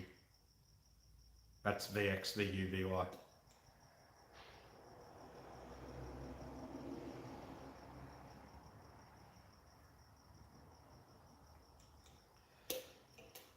Yeah, Joel, it's a process on Tuner Pro. I don't want to publicly still say it because everyone will do it, and I still spent 6 to 8 months on it. Granted, I didn't have a card with me for 6 to 8 months. Every time I was with it, I'd spend hours at least to get it to do it all the time and still drive nice. HP Tuners is a piece of piss because it's got an underspeed and overspeed table, whereas Tuner Pro doesn't. Has nothing for timing on that.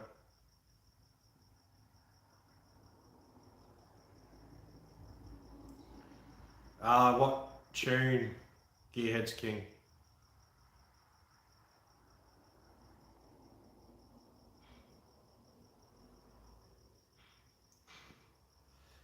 Well, Dan, I'd be happy to send you my L67 VY NA ECU tune, so at least if you did do that, you could flash that in and you'd be able to turn key and drive and then just adjust to suit.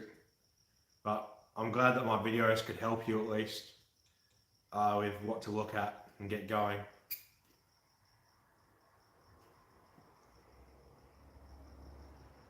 Okay, same thing, Gearheads. Hit me up on be best on Facebook, whether it's the Arcade Garage YouTube Facebook page or my VY Facebook page, or if you know my name, hit me up on there and I'll be happy to send it to you. Like that VY or 67 flash-based tune's nothing secret. I've literally just copied data from one across to the other. Anyone could do that, I've just taken the time to do it. But yeah, hit me up, I'll give it to you and it should work.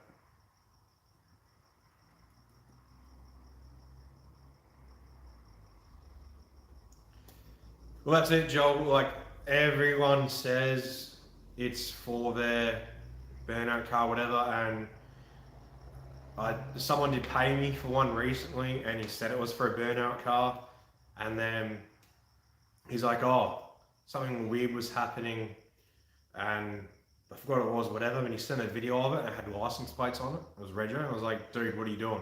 I told you this is only for a burnout or bush hack, which he said it was. He swore by it. And now he's sending me a video of it in a car that's got license plates. I was like, you're gonna wash one, it wouldn't, but you could wash the bores out.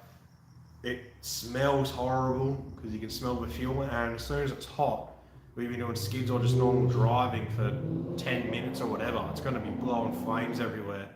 Cops are going to see it, people are going to report it, you could burn your car down if it's not set up right.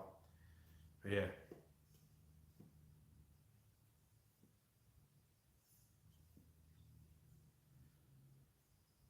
Anytime, Gearhead's King. Aussie Bogan, if you're talking about that black one, no, I parted it out. It was just sitting there. I was never going to events at the time. I didn't have a trailer. I do have a trailer now, which you guys will probably see in next week's video. No, I parted it out. I made really good money on everything, which sucks, but it is what it is. Oh, and also my mate is in the drift scene here. He's got a built drift car. I mean, it's stripped, caged, bash bars. It's in a VS. He was eco. He wanted an L67 for a little more torque, so he could go up a gear for main track and short track, a little less clutch kicks. Understandable. I let him know ages ago. I was like, look, if you ever want to intercool it, so the IoTs are down, you can run a little bit more. Let me know. He was keen. I sold the intercooler kit to him because once again I was just sitting there, and then from there I just parted out everything. Like I had 2 T5 gearboxes, 2 411 diffs, the L67 motor, 2 tail shafts. I've got 1 diff left to sell, but everything I've sold I've made more than enough money back on everything. But no, I don't have it, which sucks, but it's one of those things, it is what it is. Yeah, Aussie Bows are the same. Literally, if I had the trailer and I still had that, I would never have sold it because I could get out there whenever. But the fact of just having to pay money to hire a trailer and it costs a fortune because it starts at like 4 hours and 9 hours and then 24, you're paying a fortune. I was just like, oh, can't be bothered with that. But yeah, I do wish I still had it, but at the same time, I'm kind of glad I don't. But yeah, is what it is. If I ever go out to the track and I see my mate's car out there, his is Getrag, not T5, but it's still A2A. I'll film that so you guys can, it'll be basically the same thing. He runs a Helltech now. So I'll film that, out car footage, in car footage, be the same.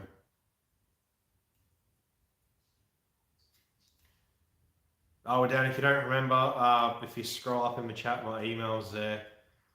Email me and I'll send it back on email.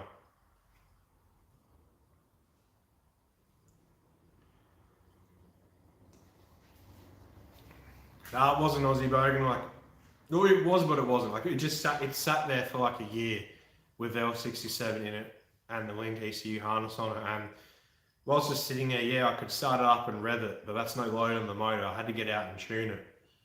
But yeah, it wasn't worth it, just effort to get it somewhere.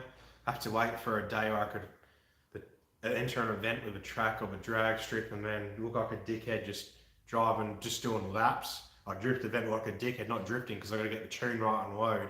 But a drag strip will be in the pits doing hot laps and you get kicked out probably for acceleration, or go down the actual strip and then doing like a half pull because it was going way rich or way lean,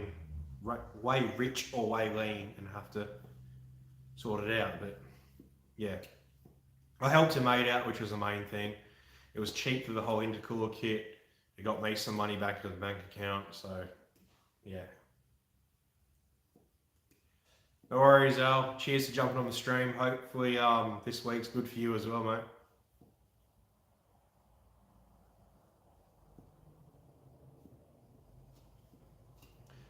No, Joel, I've never seen it pop up on the laptop. But then again, the ALDO system's always real funky with how it communicates because it goes through the ECU, PIM, BCM, instrument cluster. If it goes away when you disconnect or you clear it, it doesn't come back, I wouldn't worry about it. But yeah. So if it's not causing issues or sticking, I wouldn't worry about it. But yeah, it's a little weird.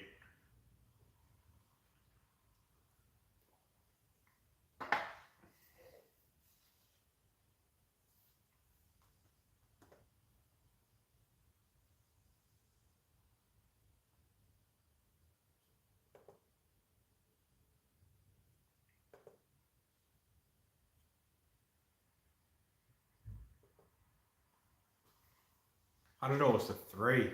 Man, that's mint. To at least Rob, next time I manage to get all the plugs needed, I'll make one up and I'll mention it on the stream or whatever. Because right now the second one I have isn't finished for the powering it up side of thing. I've got to go to like JCar or order online the plugs, but yeah, maybe I will make some up. Chicks sing a song about wave. Oh. Lol.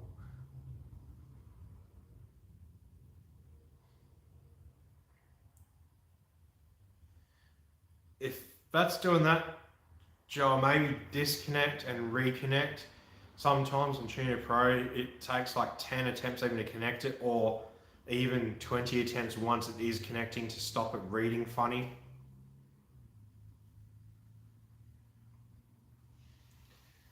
Man, that's killer. ECU and harness for $100. So did you get 3 ECUs and a harness, or 3 ECUs and 3 harnesses for 100?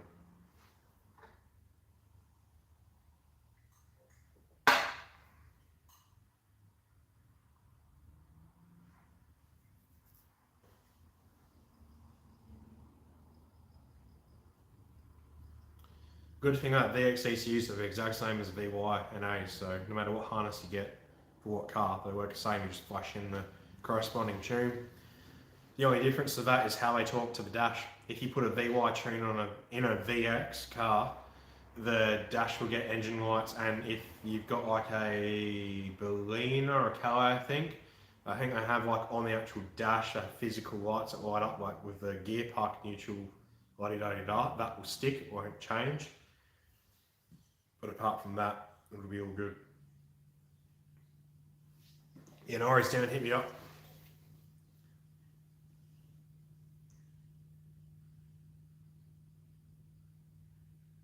Yeah, I'm plugging ABS, I'll pull in the fuse as well. That's right, the ALDL reads through that system too. Good point. Right, Tweezy, Nitro L, have a good week. Enjoy the rest of the evening.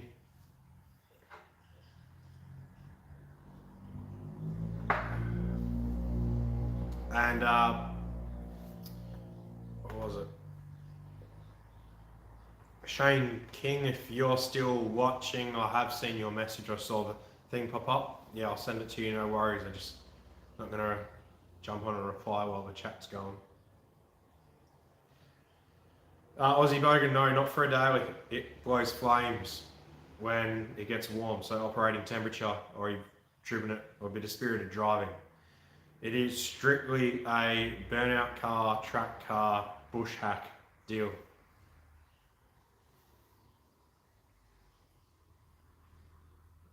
Yeah, right. Save us some plugs. Yeah, it might just be that Tuner Pro thing, just not reading right. Just keep clicking disconnect, reconnect till it reads correct. That always happens whenever I go to read live data. It like everything will just flash random things till it just reads constant. It might be the same kind of thing like that. Either that or change the get a different XDF for what you're using. That might no, sorry, get a different ADX. ADX is for the real-time live viewing on Tuner Pro. Get a different ADX. You might have the wrong ADX in it, which is why it's reading wrong.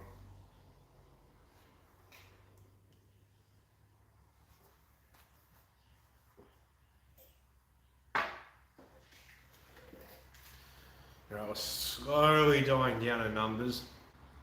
We're at the hour 45 mark. I'm happy to keep going again for as long as everyone else is, but if the chat starts to die down and the view numbers go down, I'm not really going to bother. I'm not going to waste your guys' time on my own. We'll see how we go. I'm more than happy to keep going 3-4 hours, but yeah.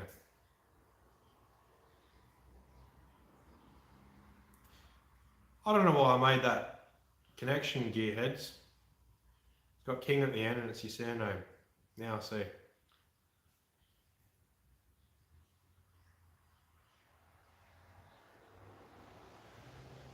Yeah, okay, for selling water temp reading, yeah, change for ADX, man. Download a different one. I think there's like 60A and 60B. Maybe try a different one of them. See how that goes.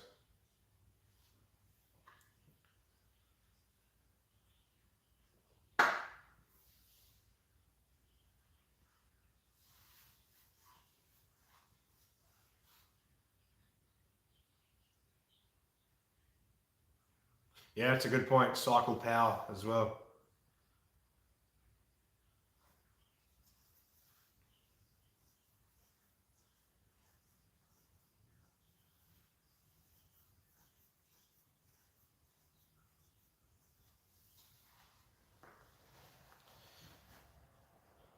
Yeah, oh, as long as it's just a cell light and coolant temp, it's not too much of a big deal, because if you're logging data, you should at least see on your dash when you're actually driving if it's going hot.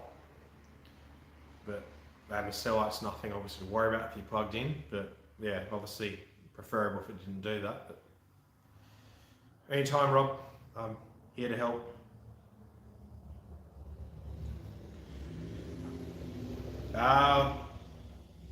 It's not just dumping fuel in, but obviously for where it makes flames, and yeah, obviously there's extra fuel where it needs to be. But with the factory ECU, with how it's set up and the XDFs are written, like I don't know how to write code, so if I did, I could probably create my own XDF by like modifying one existing, create my own so that I could do it without it. But with what is there given and what I'm able to do, part of it is fueling. And removing that, there's no way else to make it lump as well. Like it's common, there's like 17 to 25 tables I had to change in there to make it work. And drive nice, I should add. But obviously if there's flames, yeah, there's fuel.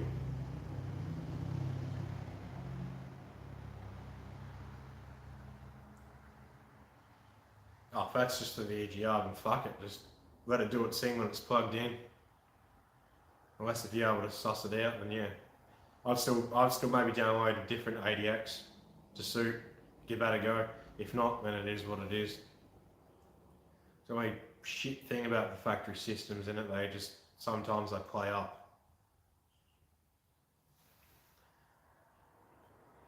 Especially when it comes to flashing cars when it's plugged in. I've done like 50 flashes in a row and then the 51st on a brick the ECU and done nothing different. Like, are you fucking serious? That's why I made the bench harness. I never flash through the car anymore. I just unplug it, plug a bench harness in, and then it's done way quicker connection times, done. Plug it back in, start the car, send it.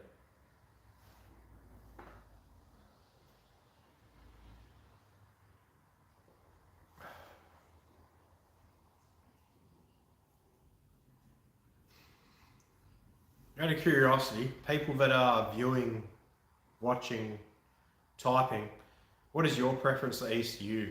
What do you prefer, or what ECU would you look at if you were going after market? I'm going to have a quick piss break out the back. Let me know what ones you guys would prefer, and then I'll have a read through it if anyone does reply, and we'll go on that.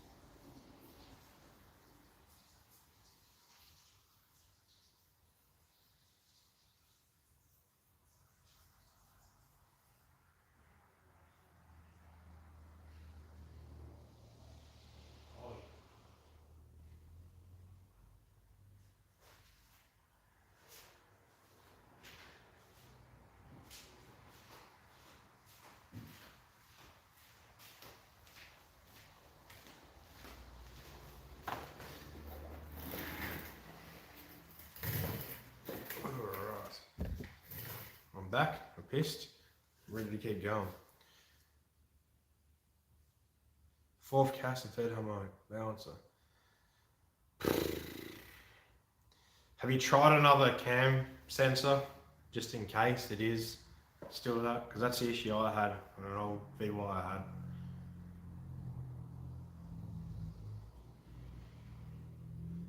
had. Tuner Pro, yes, it allows you to set limiter.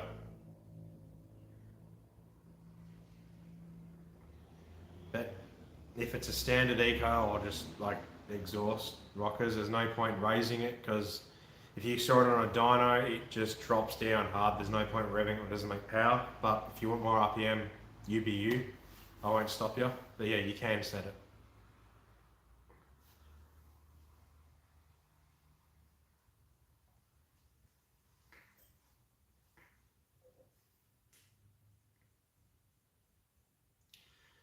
Your Joel, the thing is, those aftermarket ECUs are 100 times easier and more friendly to use than the factory Delco and what there is. Yes, Sleep, your heads, you prefer the link. I 100% agree with that option too. Yeah, the factory Delco ECU will only have a fuel cut. There's no way to make an ignition cut there at all, which sucks, because fuel cut isn't safe, especially with boost. That's why if you ever see me comment on any of the Facebook groups, when people want to do it, I'll say stay off limiter if it's turbo, because it's cutting fuel and that's when you'll crack ring lands or pistons.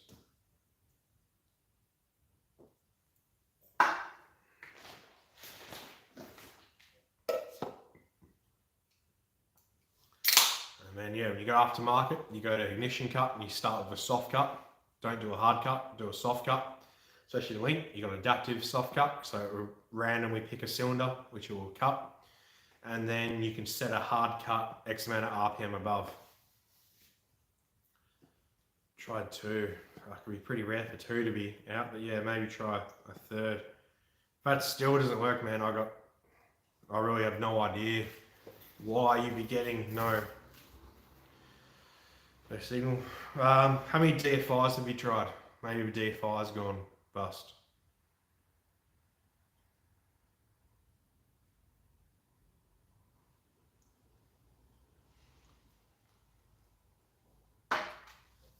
Yeah, as Joel said, it's definitely either one of those things that it wouldn't. I don't think it'd be the ECU. That should be fine. But how many DFIs have you tried? Well, you jumped up a fair few numbers in viewers, so if you're here, welcome to the stream. If you signed in, don't be afraid to comment. At least say hey, or if you have a question, write your question. Or if you're just a dirty stalker, then sit there and stalk.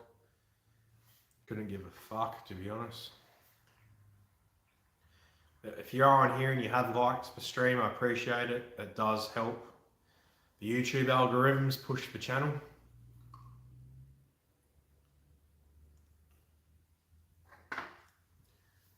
Yeah, Joel here has spark and fuel. Actually, he has spark. Pretty sure he has fuel.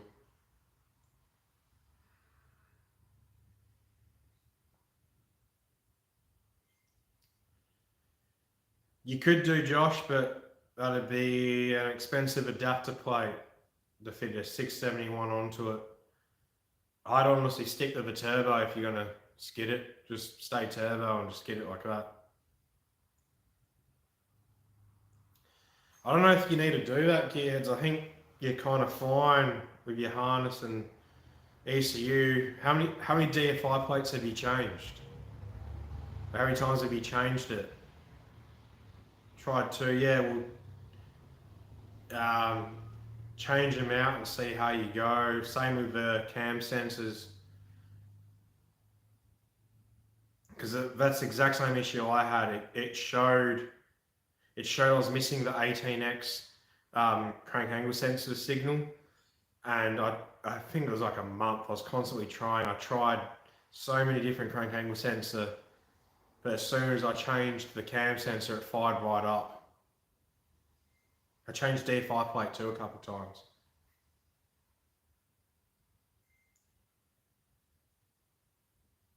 Yeah, you can test with a multimeter. If you get the pin out for the DFI, you can see where the 18x signal comes in and the ground signal.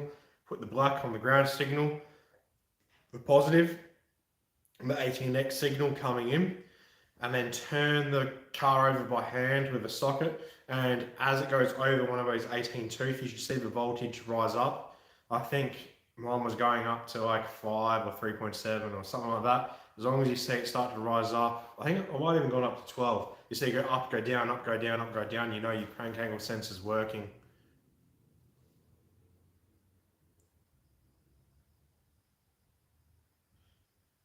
Two and a half inch dump's more than fine for 400 plus horsepower though. 300 is good for about 700, so 2.5s, you'll probably squeeze 500 out of it.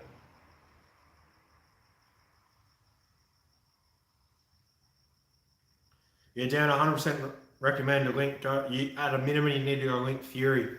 All the ones before that, as far as I'm aware, there's been a couple new ones since I got mine, but the Link Fury is the one that does 6 cylinders. I think maybe, I don't know about the Atom, but there's another one that does 6 cylinders, but the Fury has more features, like an onboard wideband or lambda sensor, whatever you want to call it.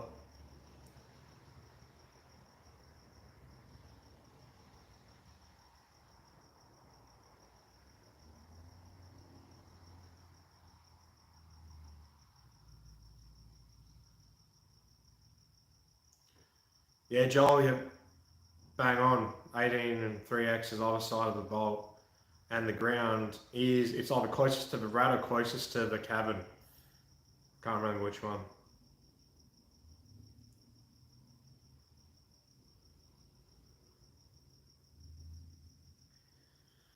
Haltech is good, but you need to 100% convert to NSP firmware.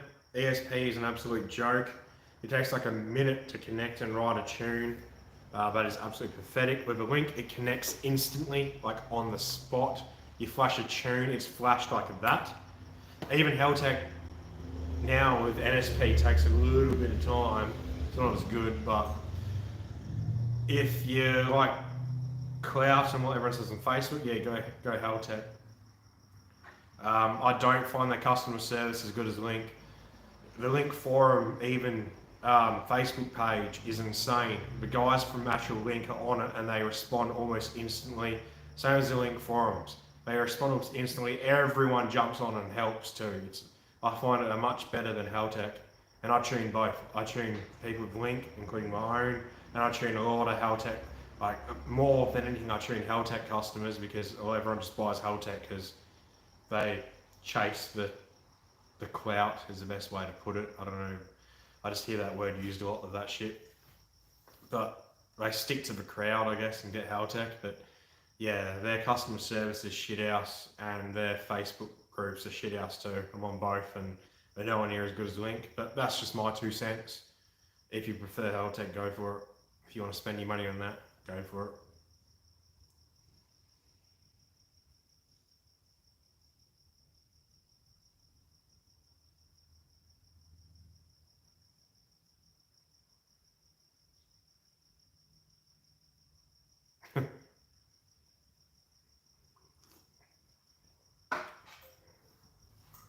There's nothing wrong with your Haltech, Josh.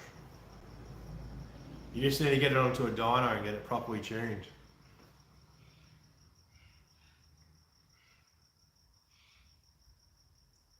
Your Microtech and Wolf are pretty good as well, but they're very old school.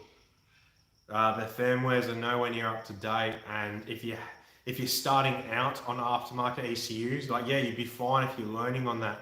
But if you've already done other ones, or in the future you're going to be using other ECUs or different builds, I wouldn't bother with that because they're completely different. These head gaskets are cheap, man. Just get the Felpro. Pretty sure it's Felpro. Felpro replacement head gaskets. Replace both. ARP studs. Send it on the dyno, you'll be fine.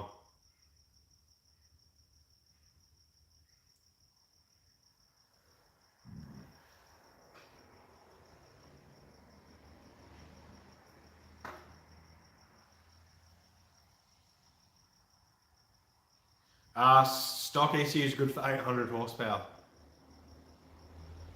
So if you call 800 horsepower a low HP build, then yeah. Yeah, Josh, just whack them in, follow me, book in and keep the booking, get it done. Pick a tuner like you did before that knows ecos, like Ace or the other, I can't remember the mob you picked.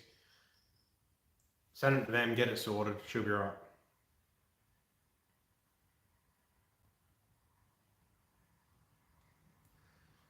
Yeah, if you want, the most common tuner would be Haltech because everyone buys a fucking Haltech. But if anyone can tune a Haltech, they can tune a Link and they can tune an ECU master. So either of them, or any 3 of them would be fine. I'm biased because I use what I use, my tuner uses what he chooses, which also kind of helped with my decision. But it also comes down to budget. Just have a look at everything. You need to realise you need Haltech generally has inbuilt map sensors. Link doesn't. You got to buy one. The cheapest chips though. But or if your motor has one in it, and you're fine. But then you also need to realise what sensors and wiring harness you're using to wire it up. Relays to power stuff. Things add up quickly unless you're piggybacking. Then it's just connecting a few wires and away you go. But yeah.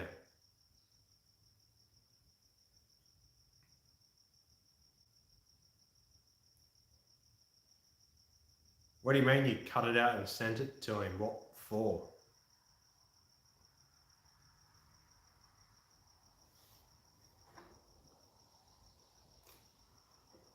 boosted, you need to hurry up and get your car over here and ECU, and I'll help you tune it. We'll get you sending it.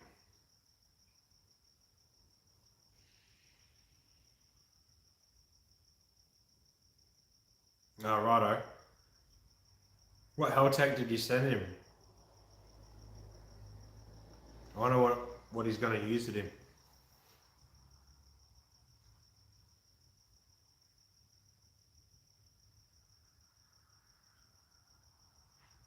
Oh, and you lost it. Fuck.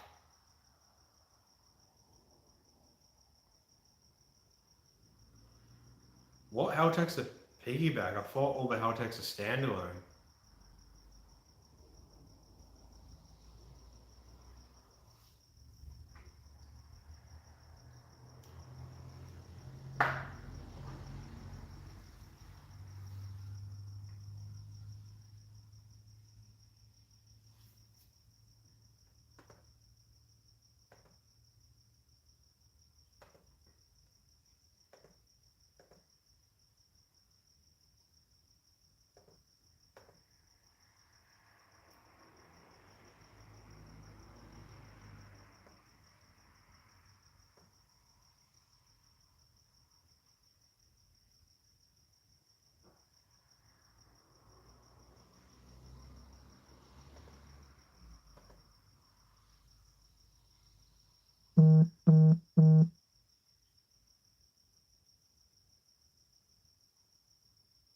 Ah, okay, gotcha.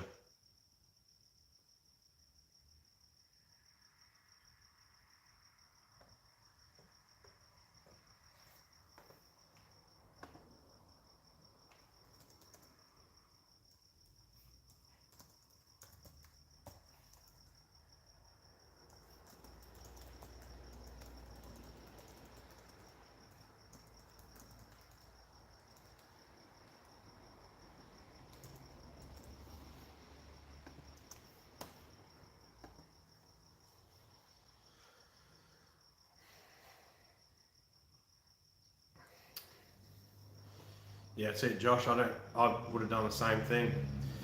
Hey Thomas, how you going? I don't think I've seen you come on the channel, so if you're just viewing or first time commenting, awesome to see you here. First 5 mods to a standard VY. I'm going to assume auto at this point because more up. 1 is diff gears.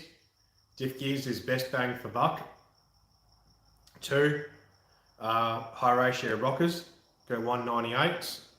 3 would be pacemaker extractors with a full exhaust, just the usual 2.5 inch will be fine. That's 3. 5, a high flow air filter. Stick with a standard air box, it's more than fine. Just get a high flow panel filter. And what else is there? 5. It's hard to say. You kind of maxed out there with those 4 things. Otherwise, you could swap the high ratio rockers for a cam, but that's a lot more money than it's worth. If it's auto, there you go, 5 shift kit. Yeah, as Joel just said. Thank you, Joel. Shift kit.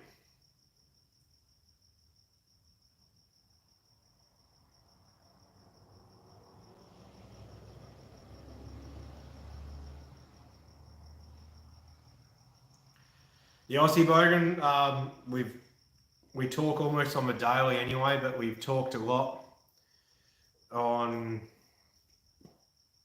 catching up and cars, but at the moment it 100% want to be a fair race, auto versus manual, but auto car's going to win every day of the week. At least it should do, but still that's not going to stop me from having a crack. But the problem is I'm WA, he's Queensland, so finding mutual ground or one of us forking out to get the car shipped to each other and an event. We've talked about maybe both going to like Victoria, because I know there's a fair few Victoria guys on Jet V6s there, so getting him on board with it as well would be awesome for a couple big hitter cars. But Definitely good content. At the very least, we'll probably at least catch up at some point, and you might see, if I go to him, you might see like me on his live stream. Maybe I might do my own live stream at the same time, so you could pick either one and watch. Same here, if he comes here, you'll see him on mine. He might do one at the same time. And let's have a look. Yeah, Josh Red standouts would be alright, but doesn't really interest me. There's not as much drag racing as I'd like. It's more burnout orientated, and both our cars would be burnouts fine, but would be better off suited to roll racing, drag racing, and then myself drifting. Yeah. Mr. Big Dose, I just googled like logo animation, found a template I liked, uploaded my logo to it, downloaded it in a low resolution preview, found one I liked with the right, actually I found two different ones. One had the right sound I liked, one had the right video.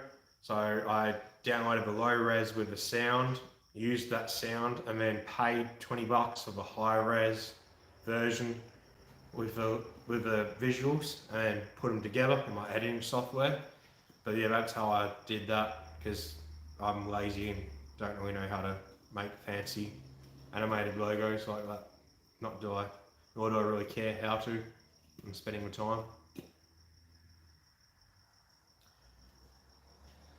Hey Tyrell, how you going?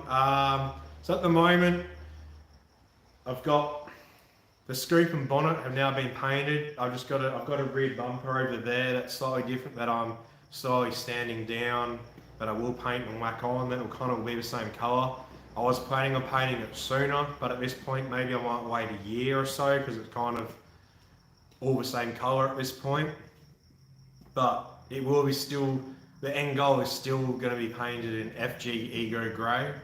So maybe a year, maybe less. It depends. Maybe in this summer, because obviously it's, if you're painting in your garage, which obviously if you're painting in a temperature controlled booth, but if you're painting in your garage, the warmer and less windy the better.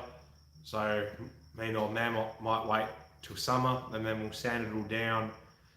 Any little dents we'll patch up. We'll just bog it as bad as it is. Not huge dents, it'll just be a little bit of bog. Bog it up, spray it, send it. Thomas, I believe it was your comment. There we go, First Blood Mods. Okay, so just exhaust and the VI enhanced trim, that's already an upgrade, but alright, from that point, if that's where you are, I would look at diff gears, honestly.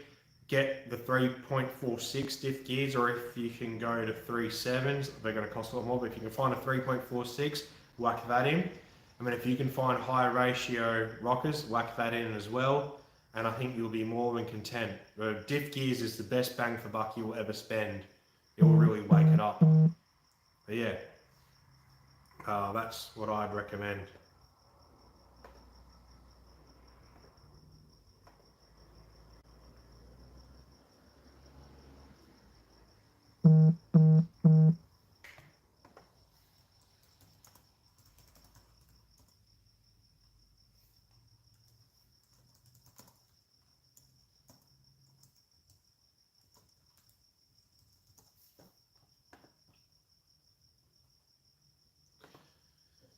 But same thing, mate. If you've got more questions, hit me up on Facebook, and I can talk you through it more.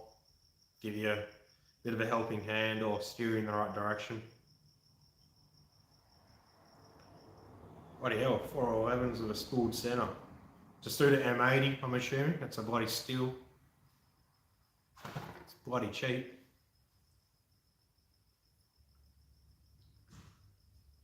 If you're manual, 411s are awesome. Yeah, so Aussie Bogan, like a rule of thumb, it's not obviously like not a set in stone.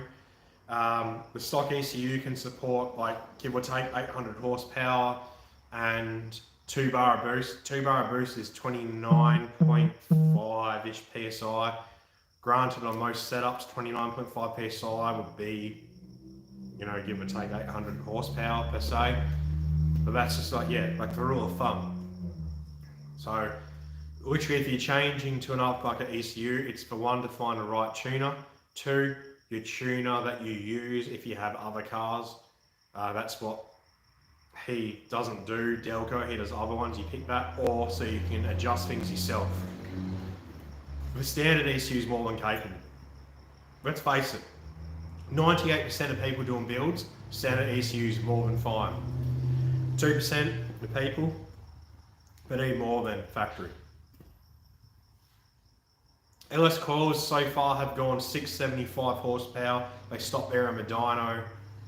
Factory coils so far have gone 675 horsepower on the dyno through a T400, so that's probably 720, 730 horsepower in a manual.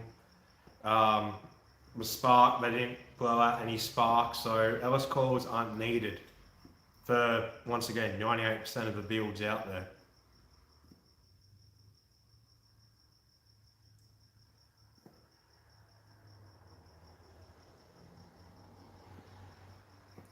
I think you can actually grind material out of the M78, but yeah, finding a housing would just be your best bang for buck. You could probably find MAs for like $50 with open centers.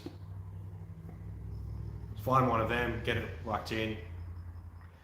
You can run standard coils on so you can run LS coils on an ECU, but you need the conversion box, which isn't sold anymore. The guy stopped making them off PCM hacking, so you have to find a second-hand one, or I guess new one that someone's selling. But apart from that, no, you need to run an aftermarket ECU that supports 6 cylinders. Which, yeah, another thing people got to aftermarket ECUs. But once again, like I said, someone's gone 675 on a T400, which is 720, 730 horsepower in a manual. That's like 760, 780 at the motor.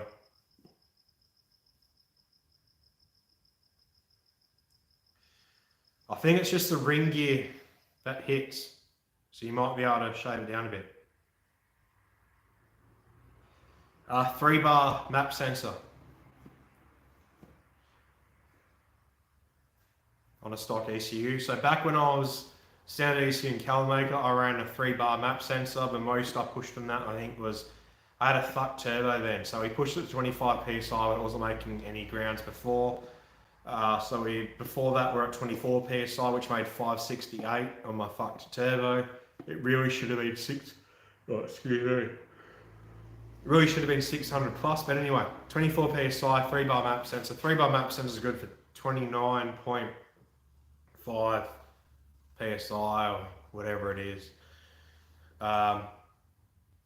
which would roughly be around 800 horse, give or take, depending on the size of the turbo, how the heads flow, the camshaft. There's a lot of factors into it. It's not just boost, obviously.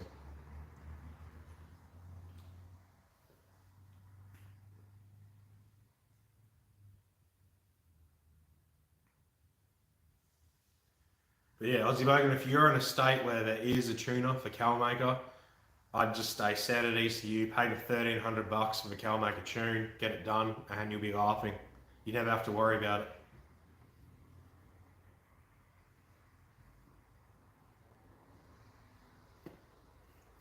Yeah, Josh, do that. Run LS coils, but just remember you're going to need to run new wiring to the crank and cam sensor. Don't run it through the DFI, there's no point. Just delete that all together. You'll need to send both the cam and crank sensor 12 volts and a signal ground, which will go, signal ground will go to the ECU, and then the signal will obviously be trigger 1, trigger 2. And then I believe in Haltech, if you're on LS coils, the offset is 700 for LS coils.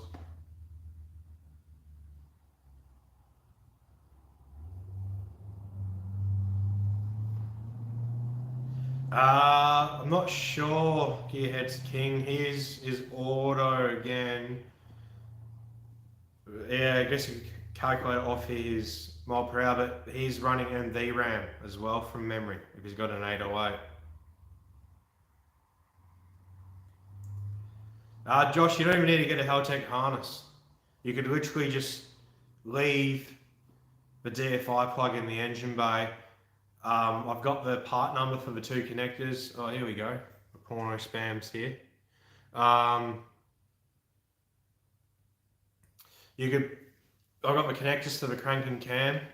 You could just get them, wire them in straight to the Haltech, supplying the right power and ground as well, and you'll be fine. Like, it's like $20 a connector plus 2 rolls of wire. Is a lot cheaper than a few $100s of, well, I think it's a lot more than a few $100s of a harness, but up to you, man. Yeah, Joe had a good run, but they made it. What are we at? 7:20, 2 hours 20. 2 hours 20 without him. The stream seems to be going a little better than last week's, at least anyway. We're averaging around 20, 18, 20, 22 people, which is better. Last one was like 12, so doing good.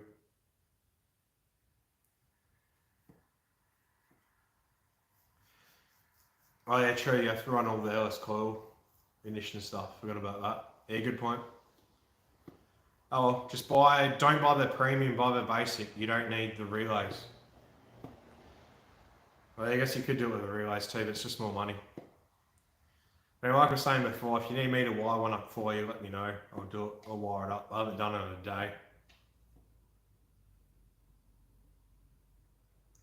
Yeah, 200 people, not bad, man. My first couple ones I was peaking, well, averaging around 23 to 25. The last couple I've averaged like 10 or 11, and at the end it gives me like a statistics overview. I was averaging like 321 views, so it's like 321 people clicking on it. The last 2 weeks have been around 60. So it'll be interesting to see where this one's at. I appreciate you guys liking the stream as well, because I think last time I mentioned we're like 13 or 14. Now we're at, my phone says 20, the laptop says 18, so whatever. Oh, phone says 21 now. Laptop says 18, so whatever we're at there, I do appreciate you guys liking it. Oh no, sorry, 21 people, it says 19 likes. So yeah, appreciate you guys doing that, because like I said earlier, it does help with the algorithms of YouTube to push my channel. So the more it pushes it, the more it gets put out there, the more I can help with the scene, the more videos I can do. And I'm starting to earn money from YouTube, not enough to get paid yet. You need $100 a month, and the last month I only earned like $36. But as it progresses, I'll start getting income from that, start to get some paid sponsors if I ever do. Means I can, whatever I make on YouTube will go back into YouTube. So whatever I earn will go back into mods or filming equipment if GoPros end up shitty, or being able to buy like a bush hat car and do mods to that so people can see. Where it's like I'm buying a bush hat car, put my link harness on it, hiring a dyno and sending it on the dyno until it goes rods out. In the long run, it will add up. And then obviously I'd want to get a L67 because I know there's a big scene in that too, and run through from start to finish in mods, get a dead stock run, and then if I do get that dyno hire, same dyno hire, or I manage to get my own workshop with the dyno, same thing. Run ups with this mod, that mod, show what works, show what doesn't, so people finally have proof. That's the plan.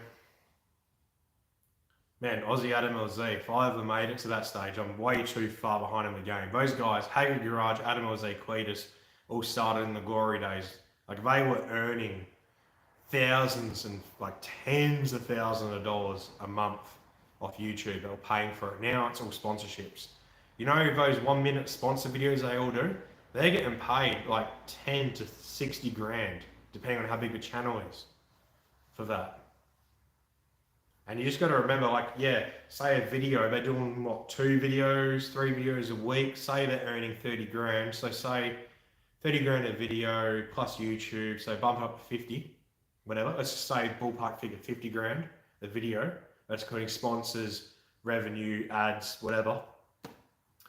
And then advertising their own shop and sales. So let's just say 50 grand. They might make 50 grand a video. Say we're doing 3 videos a week, 150 grand, times that by 4, that's 600 grand. So we're making 600 grand a month, paying their staff and overheads. Let's say that's 200 grand, they got the workshop bills.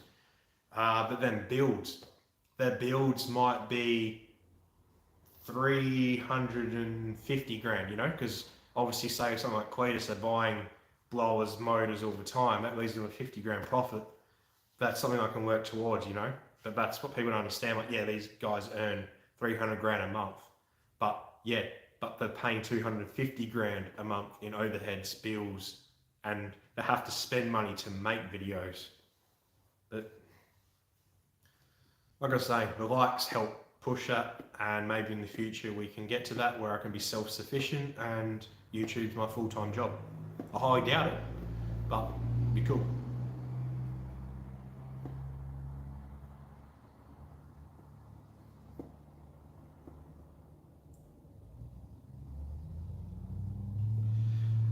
Oh man, Scotty Taylor. The amount of times I've inboxed him, commented everything, and he won't listen. I've offered a no bullshit, no judgment advice.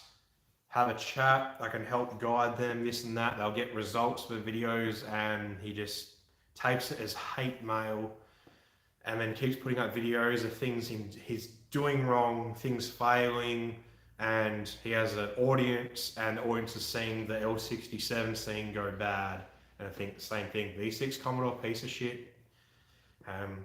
Half the time that's true, but if you do it the right way, not saying correct, but the right way or right path, then it's completely fine. I'd love to do that. Show up Street Machine with how it should be done the correct way from the get-go. But yeah. No, Josh can never sell the VE. The first V8, that's as much as this still is, that's still my baby. I could still, there's a couple of times I've almost bought a dyno, I've almost bought a business twice in a workshop. I'll work to it. I'd want to go in halves with a mate who's a mechanic, he's got that side of it, and then I could do the tuning and dyno, tuning and dyno, same thing. The tuning and the electrical side of it, and then help out mechanically where I need to. But I still got time, I'm young, I'm 28. Behind the curve, still people started before that, but I'm still young enough that I could still do it in the future.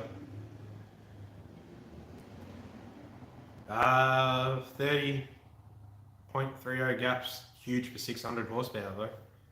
I'd literally just get L67 bottom end and send it to 750 horsepower, no worries.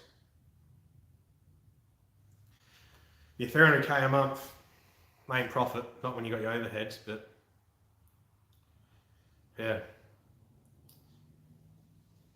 Yeah, all them toys, that's exactly it. But the thing is though, they're stuck in a rut. If he wasn't doing YouTube, he'd have to sell all of them because he wouldn't be able to, like in his workshop, he wouldn't be able to maintain the cost of the rent, the bit like the electricity, water, and then he wouldn't be able to progress anymore because the builds would stay stagnant. He wouldn't be able to order parts, wouldn't be able to fix them when they break.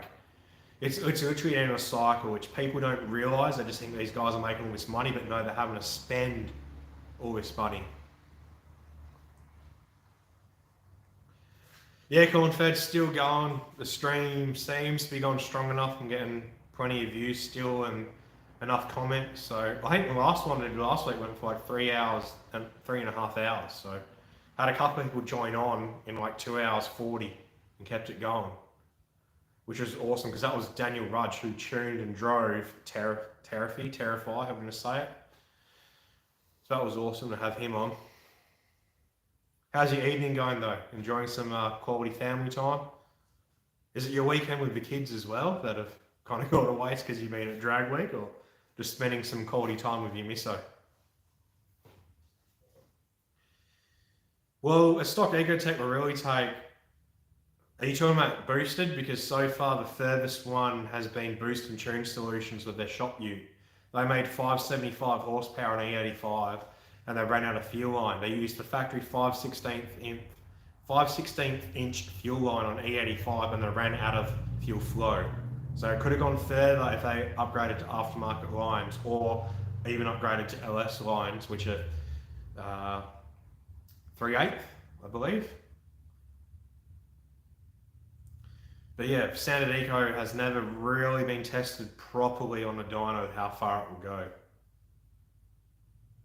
or mile per hour, how far it will go. Either one works, dyno or mile per hour. Mile per hour is a true, but you can't bullshit mile per hour, but yeah. That's it, it'll take all the boost till it doesn't.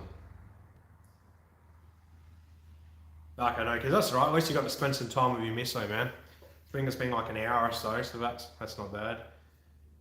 If you jump into bed, that's good. Hopefully you don't start work too early, or at least you can get a decent sleep and enjoy it. Yeah, gearheads, as I was saying, Boost and Tune's gone 575 on a standard Eco E85, and a BorgWarner S366 Turbo, Getrag, yeah, Calmaker tuned, because they're a Calmaker tuner over in Victoria. Yeah, sweet, 3.8 flying with the LS. Yeah, maybe that's something I could look at. Maybe if I finally get a dyno or get access to dry dyno hire, I can either get a kit from Cornfed Boost, make my own kit if my welding gets up to scratch, and I'll send it on the dyno until it goes rods out. That's either going to be the eco limits or my tuning lack of abilities.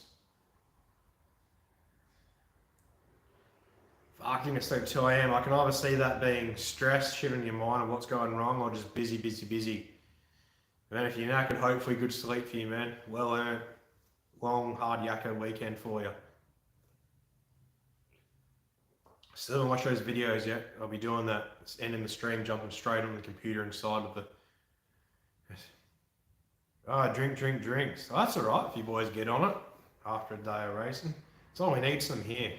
Some drag weeks here in WA. Although we've only got one drag strip, but still. Just do checkpoints, end up back at the same point. Camping, get on the piss. Send it.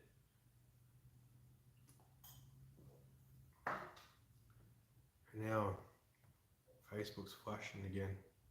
Oh, I'll read that in a second. Yes, like hopefully I do that same event for a quarter mile, man. Be so much better. Oh man, yeah, gears are, I'll have a data log on a factory ECU if I'm doing it that way, or I'll just whack my link on it, and the link automatically data logs as soon as the car's running it, so I'll have it set up. So yeah, we'll always be out, and I'll always screen capture, or I'll overlay the image for everyone to see.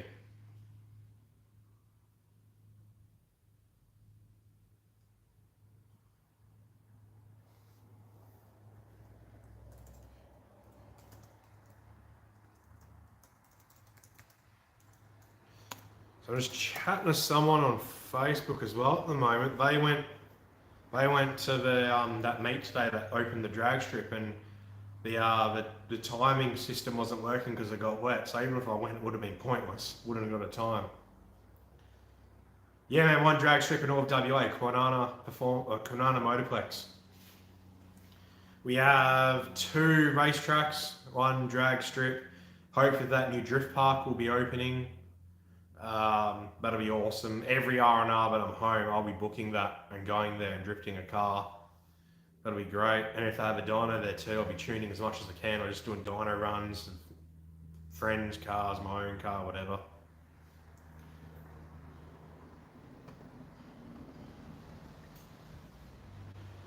Stock ECU, alright, well yeah.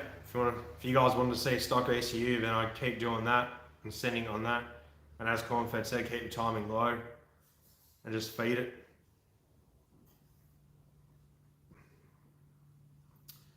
No, you don't need to get your head serviced. The factory style head gaskets will be fine. They'll take up any slight warpage. So just get Felpro head gaskets, whack your A up your head studs. Don't forget to put Loctite 867 sealant on it. You need some kind of Fred sealant on it because they're going to water jackets. Do that. Clamp them down to 80 foot-pounds or 108 something newton meters. I'll just go to 110 newton meters. Clamp them down and you'll be fine.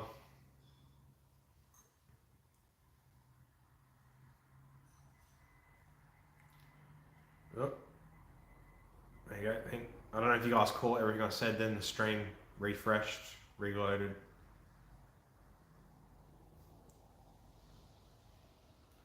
There you go, 90 foot-pounds at 3 stages, yeah. Do that, send it.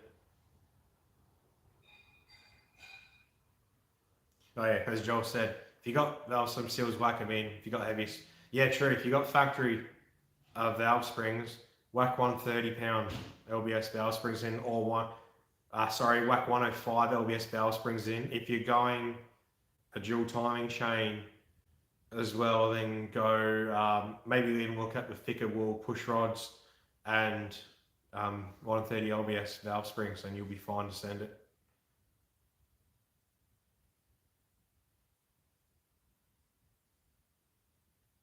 What do you mean by run a book on HP? Half to winner, half to build. Do you mean by book like betting, that kind of book?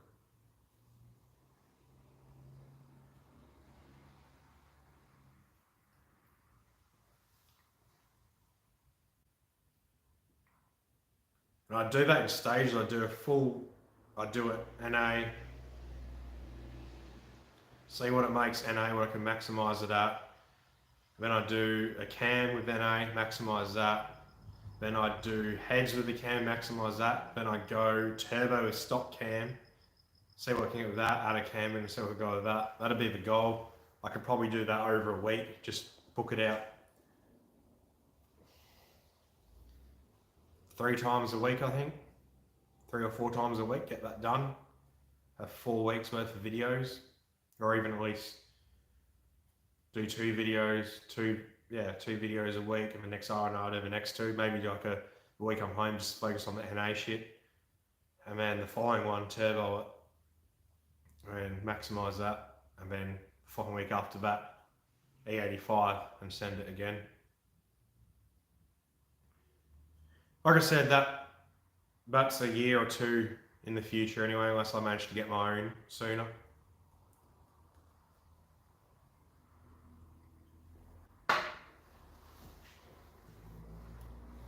But if I was to get my own dyno, though, I wouldn't be going Dynamics or Dynatech. I'd be going mainline. I prefer mainline. They read a lot more accurate. The others seem to read higher in different modes, like way higher. Yeah. I'd either go a 1200 horsepower rated mainline roller, or I'd just save up and just go straight to a 3000 hub dyno. Ready to send it, own it, hire it out to other tuners that need a hub dyno as well, make money back on it, pay for itself.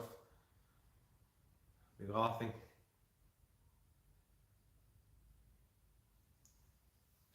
I've got to get HP tuners as well. I'm going to need to order that. I've got HP tuners, I need to order the dongle, the hardware side of it, because I'll tune my Misso's VP. Get that going and tune that as well. If that happens, you guys might see some LS builds or tunes as a second video.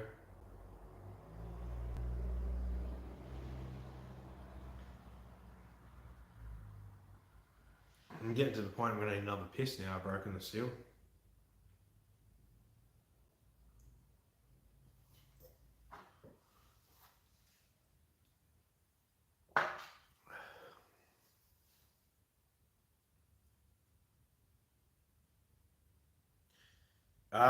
No.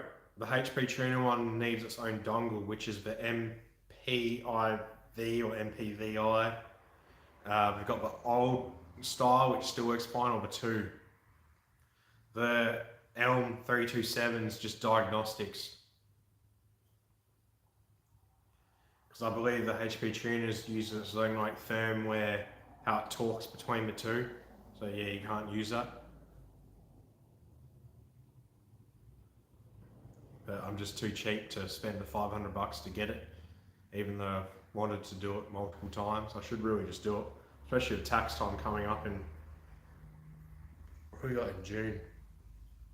30 days, in 11 days. Maybe when my tax comes in, I'll order it.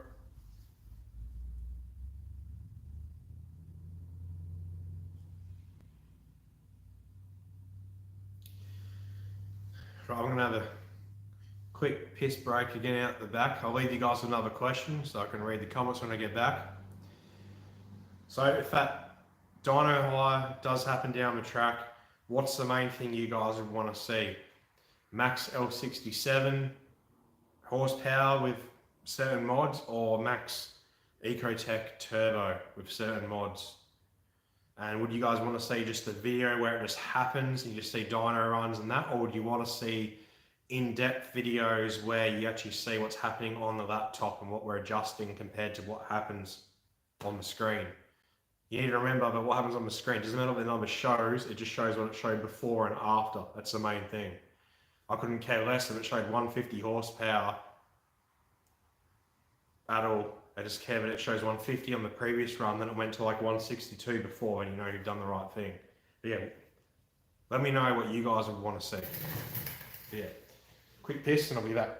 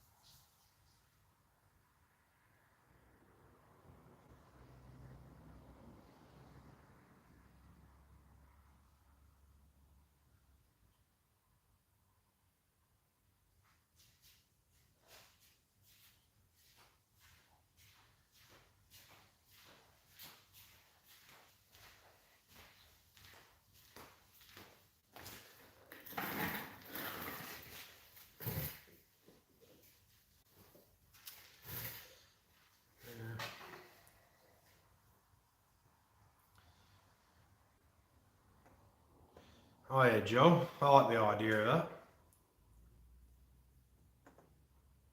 Get myself an L67, show it how it should be done, and then convert to turbo. Compound boost would be right, but the blower, the M90 is a restriction at around 400 horsepower, which also was another thing I was going to do originally with that Ute, but maybe it's something I should do as well. Actually, it's a good point. Get an L67 car, show what should be done, and whack a turbo on it, and then show when the blower actually physically starts to limit, to prove it.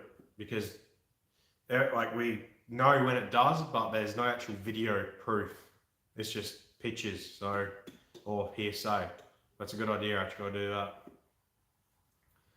Turbo Eco and meth would be cool, but buying methanol and the fuel system for methanol is very expensive. That would have no benefit for myself at all, unless if I was getting paid substantially for making videos. Because let's face it, buying a drum of meth will probably be up for $500 at least, and then a fuel system will be up for a grand and a bit. That means I'm like $1,500 down just for a YouTube video that I'm not going to get any money back on. But if I do be self-sufficient on YouTube, and yeah, I'll look into that 100%.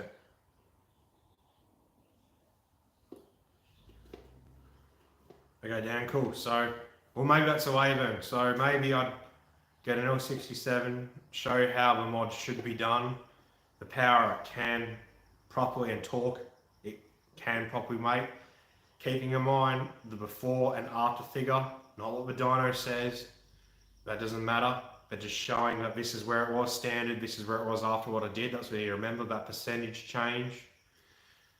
And then whacking a turbo on and showing when the blower stops it, and then fucking off that piece of shit blower, and then we send it. Maybe that's the way I'll do it.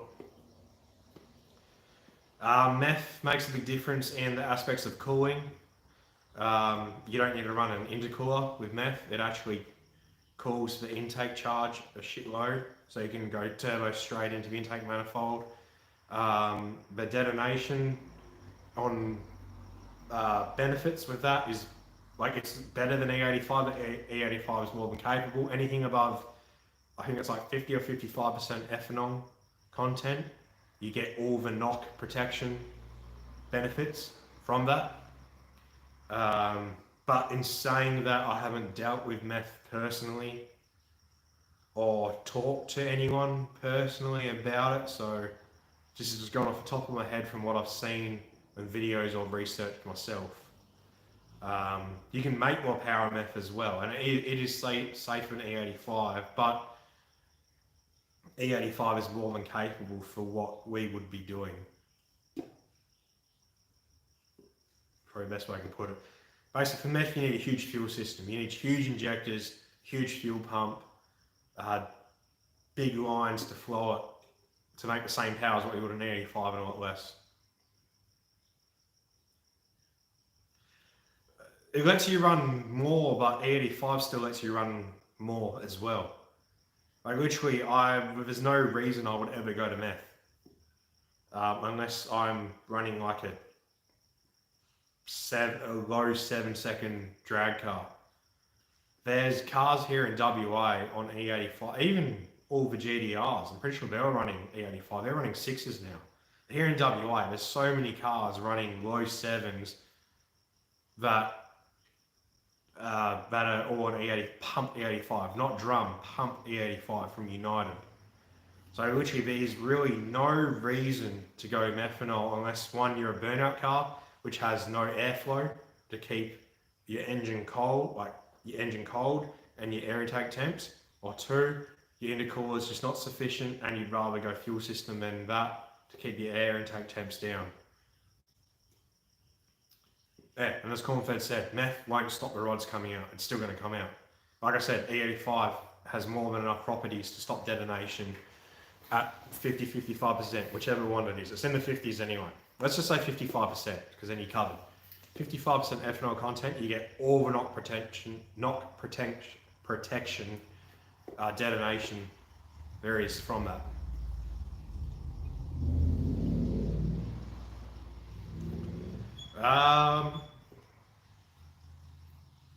Look, for street tuning without knock ears, maybe you could go a degree or two on the dyno, you could push it more, but I wouldn't change it as it is right now. I think he's running 12 at 14, 15, 16 or 18, whatever it was, last time I looked at it.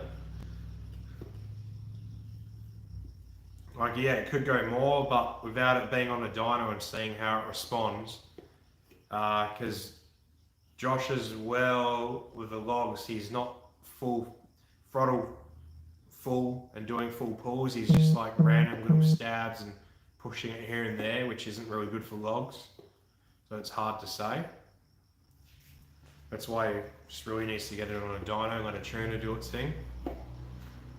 Either that, or do a third or fourth gear pull from basically idle or load a limiter, and then you can look at that. But yeah, from memory it was like 12 degrees at 18 psi. Oh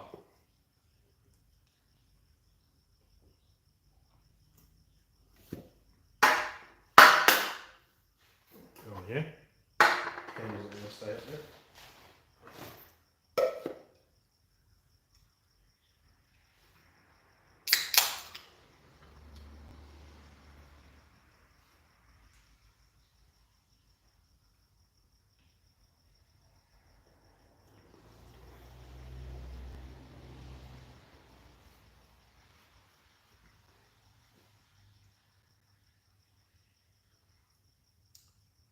Yeah, Josh, I think it's the fueling down low. It's the main issue. Which is the same thing, you can't get sorted because you're more so stabbing the throttle or half throttling it and it's moving around a lot. You need to really be like third or fourth gear from almost idling, cruising, foot flat, and let it sweep up in RPM. You're like this on the throttle and you can't tune from that. It needs to just be foot flat and then the RPM just go up like this. That's how you can read logs. You can't be reading it like this.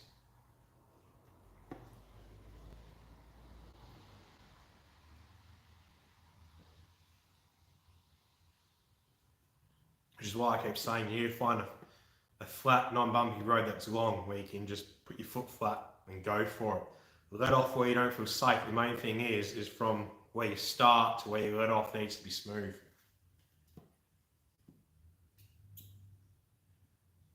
That's it has to be 2 gear, but he's only doing it in the local streets. That's why I said like third or fourth. Second's way too short, but Yeah.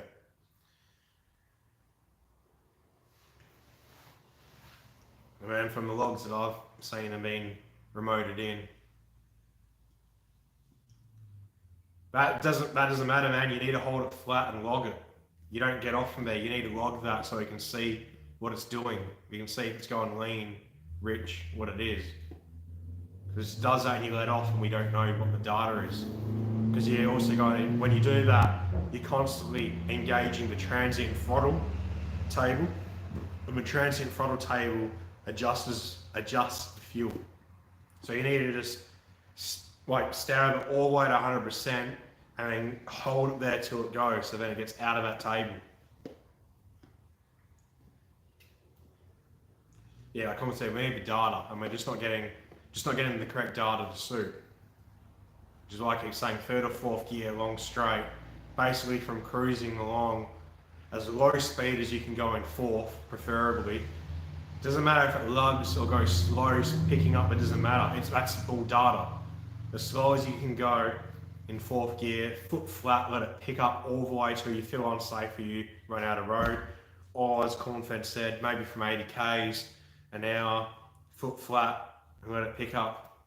And there, keep it foot flat until you don't feel safe or run out of road. So then we have a nice, but RPM should then just be straight up. Whereas when I was remoted in or looking at the logs, it was RPM was all like this, and your TPS was all like this as well. It just needs to be 100%, so it's all just straight up from the TPS, and the RPM just goes straight up like this. That's how it's on the dyno anyway. It's foot flat and it just ramps up, and that's how you look at the logs. Because yeah, when you just constantly like throttling on and off as you're going through it, it's engaging and disengaging the transient throttle table, which is adding fuel, which means you might adjust that on the base table, and then another time you go to do it, it's not engaging the table and it's way rich, or it's way lean. You're taking fuel out because it's showing it's rich, but it's engaging the transient throttle table. So you need to, you just need to just stay at 100%, hold it there all the way. Then you've got the data you need.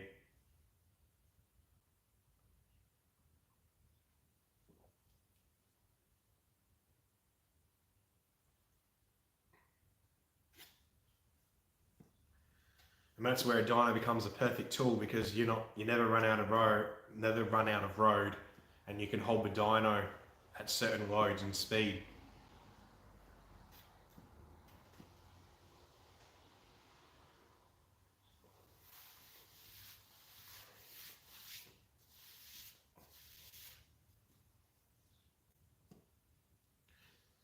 Yeah, man. But anyway, get your new head gaskets and head studs in, book in for the dyno, get it sorted. I'll hit up Cornfed myself once that's all done, and then do a proper pull like I explained, and then you can pretty much get it dialed in.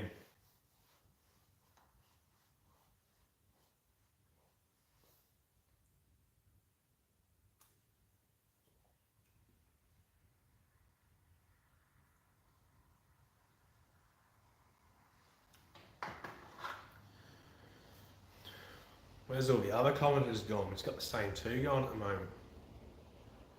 I guess they're just getting late everywhere.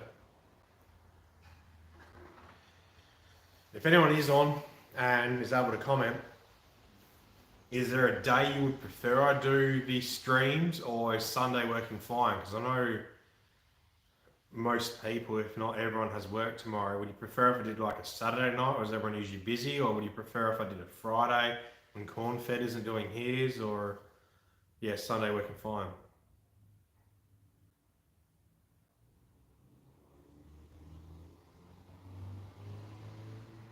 No, Joel, no dramas. I'm just pointing out. I've got the same two commenting. I'm just wondering if it's time to finish the stream, you know? It shows on the phone I got 16 people watching. The laptop says 18. Don't know why they say different. But I'm not going to sit here if it's just two people talking. Everyone's probably bored of hearing the same shit, or if they're not, they're just watching. Here we go. Josh Plays. Once again, I don't think I've seen you comment on the live stream, so if you're new, welcome to the stream. I appreciate you jumping on. What is your fuel pump going into? And then I can give you some tips. No worries, Cornfed. Enjoy your night, man. Hopefully you have a good week and your boss is nice on you. Not too busy, yet not too quiet. So the day goes quick.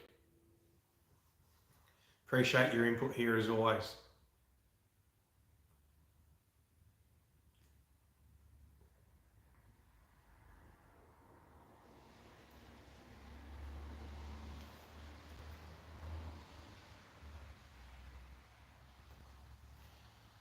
Once again, I appreciate everyone liking the video that has it's jumped up again from when I last mentioned it. Stock tank, yeah, but Josh, what? I guess it doesn't really matter. Stock tank, make sure that if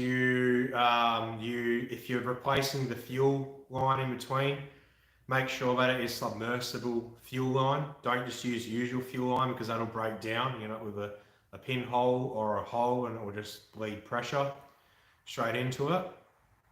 If you're going to need to change the wiring, so use crimp. I prefer crimp connectors over solder if you like soldering solder, but make sure you either use submersible heat shrink or at the very least normal heat shrink, or even tape it up first then heat shrink it.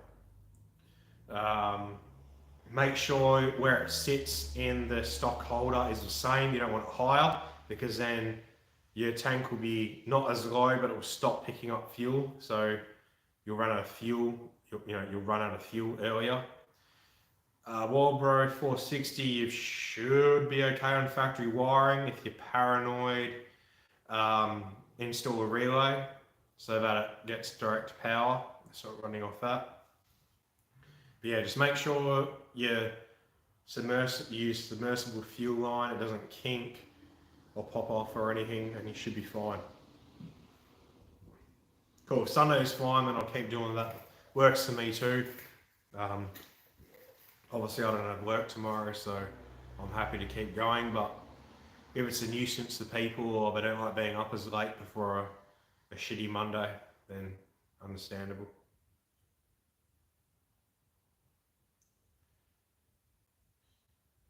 Josh, I thought the 460 and 340 are the same physical size.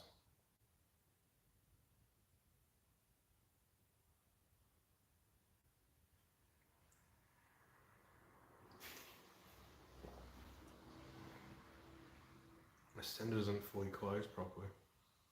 Yeah, right. I'll take everyone else's devices over mine, man, because I'm just going off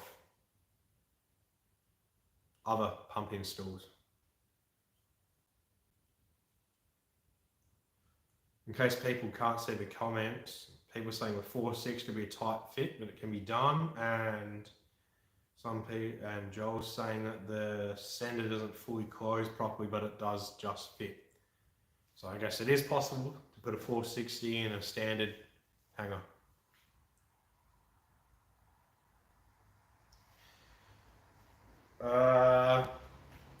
Yeah, but you won't. I don't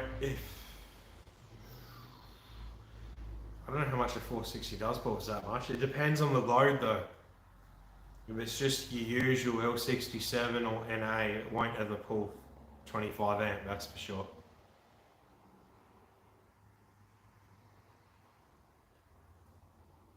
Yeah, but Josh, VS is different to VT to VY.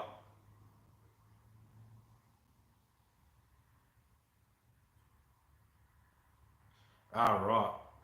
Oh, yeah. As long as clamp or cable tight, should be right.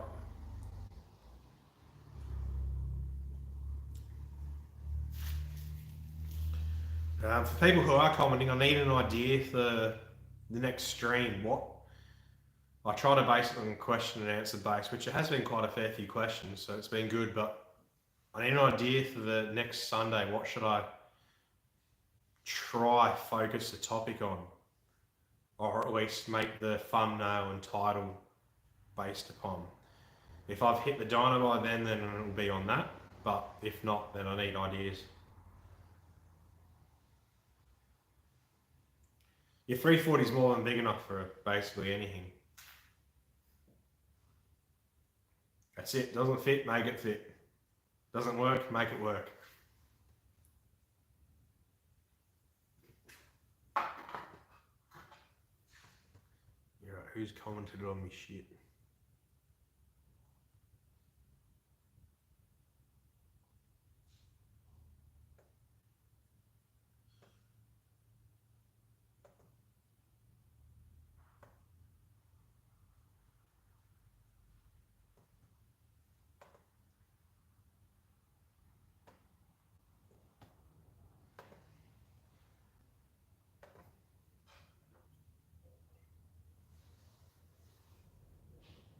Yeah. If you got the money and the time and the know-how, always install a relay and upgrade the wiring. So you use the factory um, fuel pump positive as the trigger for the relay. Send your wire in a new feed. If you have an amp already, you're perfect. Just tap into that amp feed, and then you got that. If not, run a wire to the battery and ground it anywhere on the chassis. Yeah, you're good to go. And obviously, you send the wire from the relay out to the fuel pump. But yeah, otherwise you can risk it and just put it in if you're a high horsepower application.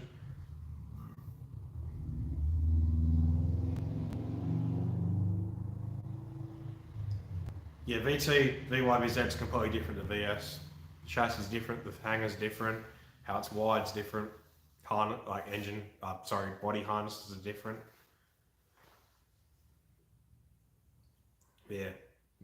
Soon, when I say soon, it could mean anywhere from tomorrow to a year plus time. I do have a 460 I'll be putting in the Ford, and for the video's sake, I might do a relay setup on it. I don't need to for what power we make on it, but I might, so that might help for people, because why not? They don't have a Ford, it might help them to wire a relay in for the fuel pump. But yeah, I'll look into that anyway. I'm just too lazy to do it.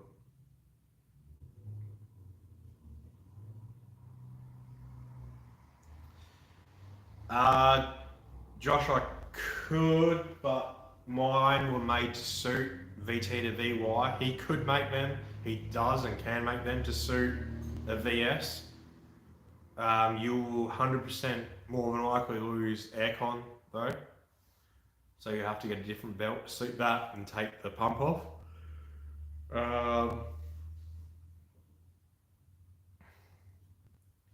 Yeah, but Tony's garage one shouldn't really leak at all, but if it does, it does.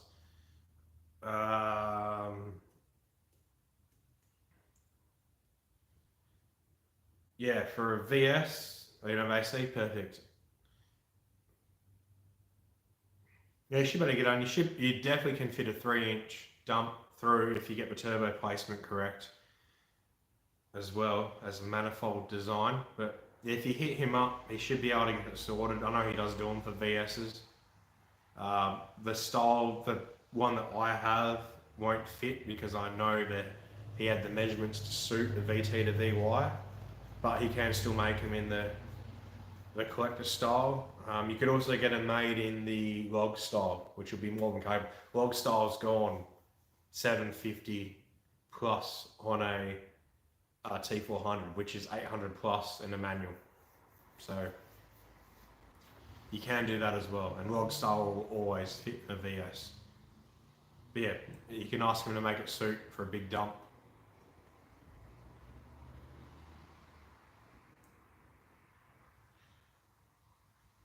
Really?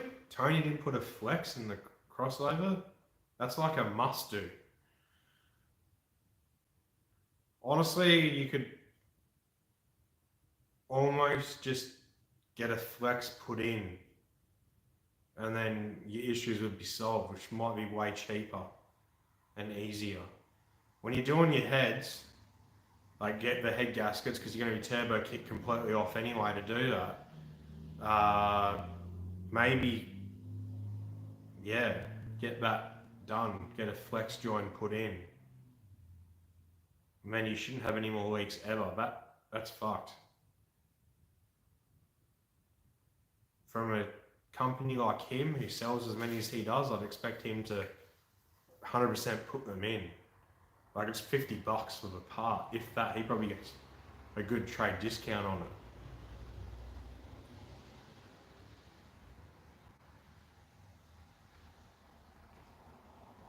Like back when first time I went forged, I got my fuel rails modified. I got VS fuel rails modified to suit AIM lines, and I gave him my turbo manifolds to find any pinholes and cracks to weld up, and my flex joint had gone, and he didn't have a motor, and he either whipped up a jig or was able to do it with a flex joint in there, and it was perfectly fine. It fit perfect. So if a decent fab guy doesn't have a motor, he should be able to weld a flex joint in fine and bolt up. Plus the flex joint allows that adjustability.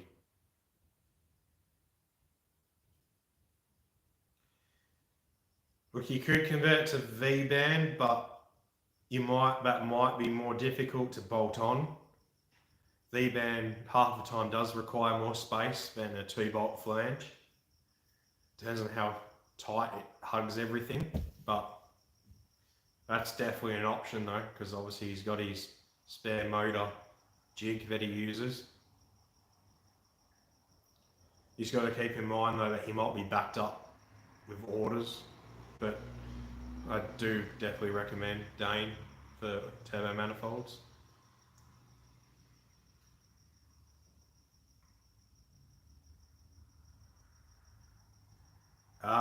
Josh, are you talking to me?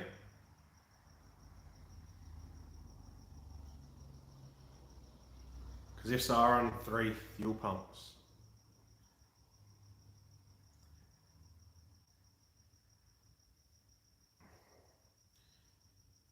Look, for the power that you're going for, Josh, the stock headers, there's nothing wrong with that. Plus, it's a lot easier to fit, especially in a VS.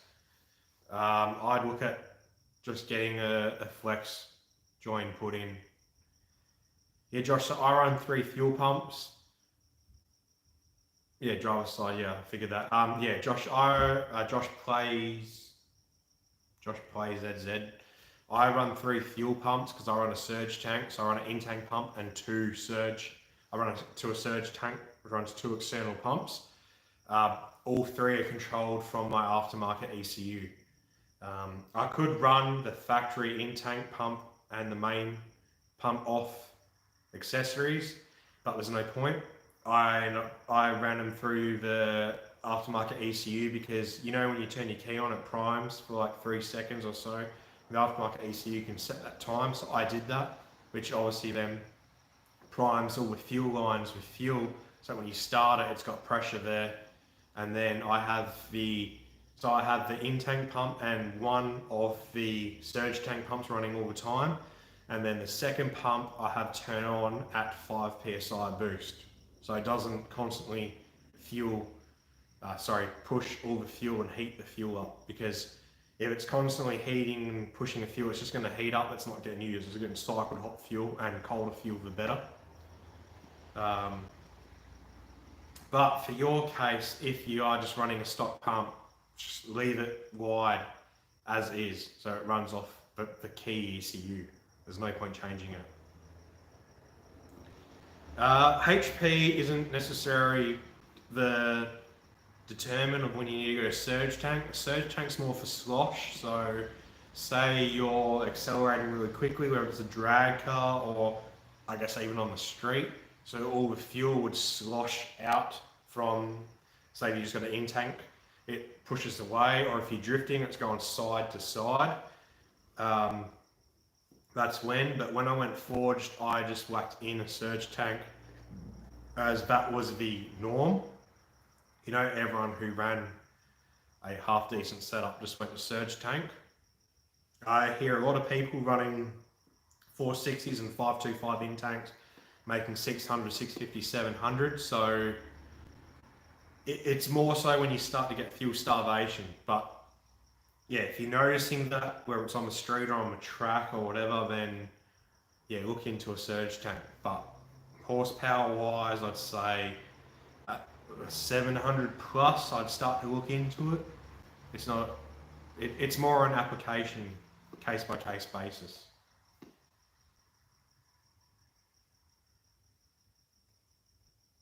Yeah, that's it.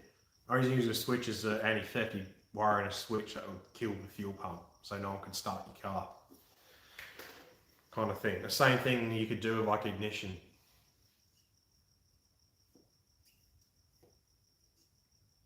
Yeah, VS are known for cornering and fuel slosh. Luckily, by yours being a ute, you can actually fit your surge tank next to the pump. Or sorry, I don't know how it's going to view on camera, but on the passenger side, there you could actually bolt your surge tank in and run a line straight from your main tank to the surge.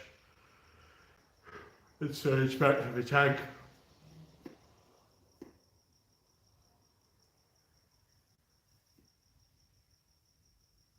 Yeah, Joel, that's it. 460 is more than capable of running bulk horsepower. Yeah, Josh, that's it. But it's all hidden. You never see it. You still got that metal rectangular plate covering it. It's all out of sight, out of mind. Oh, that's another good place as well. If you relocate your battery, put your battery location into there as well. Which, if you run a surge tank, works perfect because you can run your. Obviously, you need to install relays when you're on a surge tank, but what powers your relays? Your battery's right there. Short power runs. Your negative battery just goes straight down to the chassis, and you just run a positive from the battery straight to your starter motor or alternator, whatever one you want. And your old battery connections, you can leave as is and tape up. So a lot of people do, just tape them up so they don't touch. But yeah, just from your battery in the back, just run it straight to the starter motor or alternator, whatever you prefer. A lot of people just do starter because starter and alternator and battery are all connected.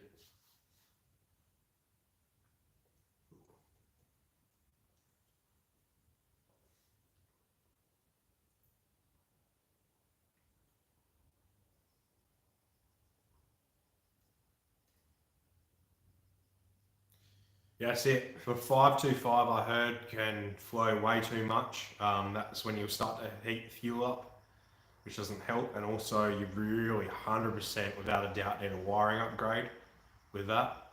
But yeah, like you said before, 60 is a happy medium, which is the one I ordered for the FG. I'm just too lazy to put it in.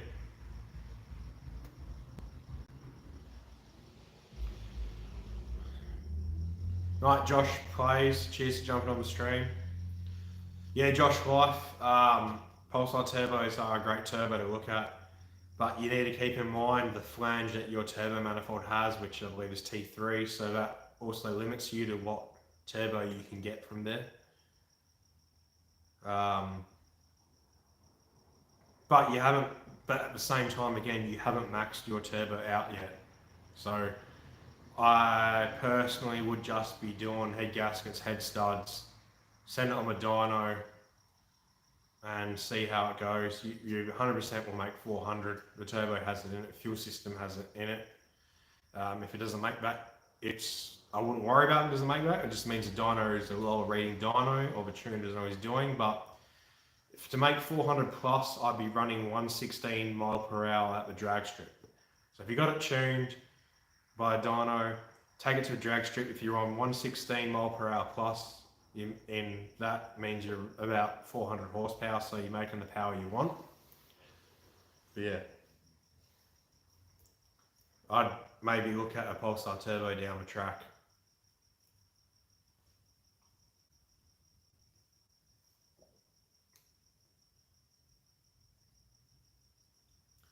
But honestly, I guess same thing. If you're going to Pulsar turbo, I'm probably looking at different manifold design so you could fit a bigger dump easier, which means a front crossover.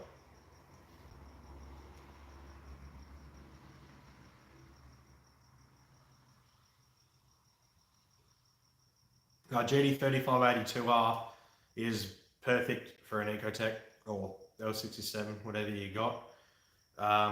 With fucked turbine fins, I made 568 horsepower on it with a forged motor, forged and cam.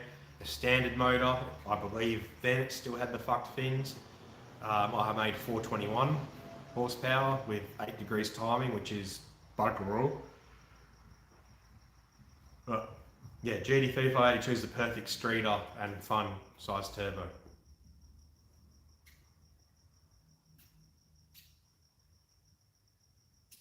That's right, Josh. Yeah, honestly, I wouldn't bother upgrading anything apart from just whacking a flex joint in. If you're sick of doing exhaust leaks, ARP head studs, head gasket, flex joint, send it. Or at least just do your head gaskets and head studs and send it. Get it all not leaking for the dyno. Oh, here we go. Here we go. We got them back again. Doesn't mean too bad. I had a couple this time.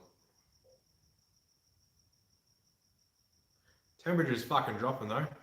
It's wearing thongs and can feel me fucking toes now. Look at this cunt go. Look at him go. Comment away, mate. Comment away. See how it goes for you.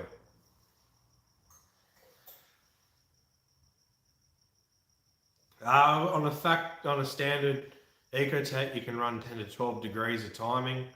Mine ran 8 and still made 421. But then again, I had the guy tuning who actually designed and programmed CalMaker, Al Gibbs, here in WA. So yeah, obviously makes a difference, and he's been doing it for years and years.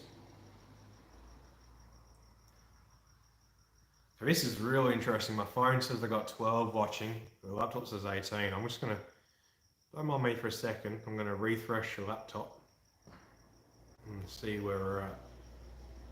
Okay, there you go, laptop says 12 now.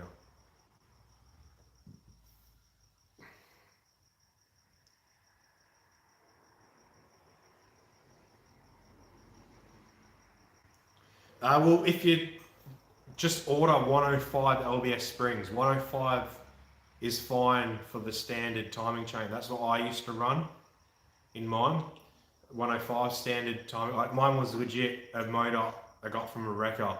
I just literally slapped my heads on it because it had 105 springs on it, and I was lazy.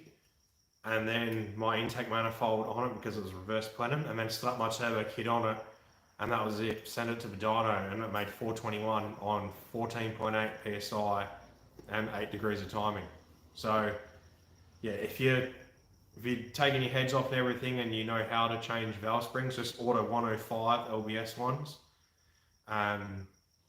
Whack them in.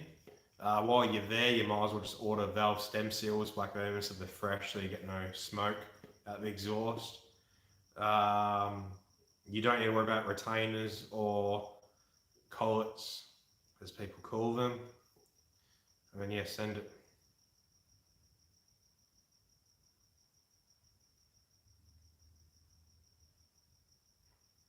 Yeah man, the Snow would definitely do well. I have a 12th man, so CalMaker Tune. CalMaker is a software, and you convert the ECU to a certain firmware, which the CalMaker reads. So there's only a select few tuners across Australia. I know there's 2 in WA, I think 2 in Victoria, 1 in South Australia, I think 1 or 2 in Queensland, and 1 I think in New South Wales. The CalMaker software was based to tune the Delco ECUs, which are found in the VN to VY V6 ECUs and all the 5 litre V8 ECUs, which was what VN to VT Series 1. So that's the CalMaker. Look, the software's great. The cars run amazing on it. It's just very old. Like back in the day, you had to run a DOS laptop system, which wasn't even like Windows 98, 95. I mean, it was way before that.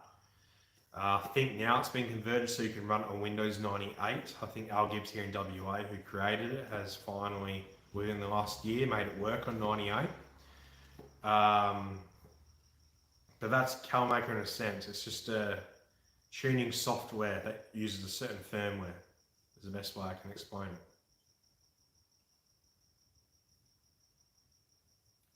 Sweet, yeah. Make sure they're 105s. Don't go any higher, any lower. 105s will get you as far as you want to go.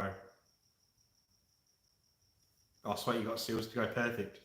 Yeah, whack them on, whack them off, change your seals, valve springs, like your head gasket, ARP studs in, stand it on the dyno. Like I said, 2 in Sydney, 1 in, I'm assuming Central Coast is Queensland, but yeah.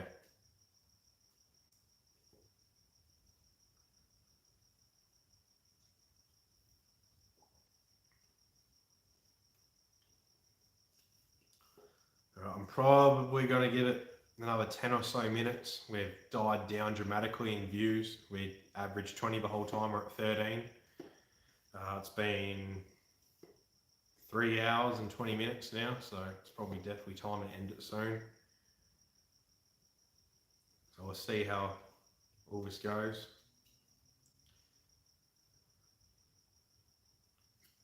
Jade Victorson, how you going, mate? I don't think I've seen you commenting here in a while. I've definitely seen your posts on Facebook, but yeah, standard would definitely do fine for what he's chasing. Oh, Standard Springs. It's hit and miss. Standard Springs are known to valve float from 12 to 18 psi as just safety insurance. I'd be upgrading to 105s anyway, but yeah, you can keep them in and see how you go anyway. Yeah, Joe, I'm surprised you're still up, man. Pretty late where you're going, especially considering tomorrow's Monday. Appreciate you staying on the stream though. Means a lot. Leon, who's he or own or work at? What workshop's that? Because I've only heard of, I think, 1 or 2, South Australia. Seems to be the same with Calmaga tuners. They're impossible to get hold of. Seems to like almost all of them Calmagas are side hustle. No, all good, Joe. I don't understand life happens, but just good to see that you made it. Appreciate it. At least you're being busy, better than being bored and sitting around.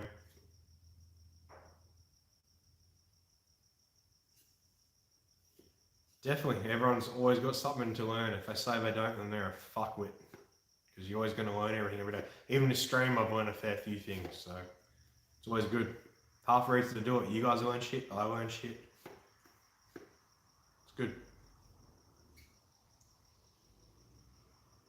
Awesome Automotive. Yeah, right, I haven't heard of them. So they do Calmaker as well, do they? Or just know how to work the Delco ECUs?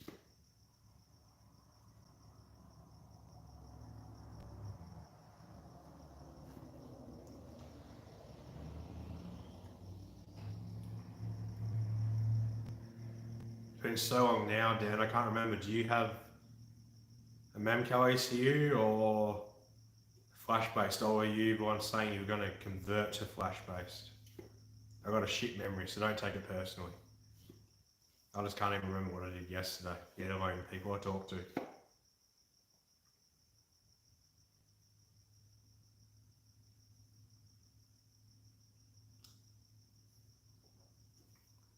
Right, I think at this point I'm going to call 8:30 here, which is 10:30 everywhere else, or 10 o'clock if you're an hour and a half behind. I'm going to call it the ending point. It's staying steady at 13, but there's no point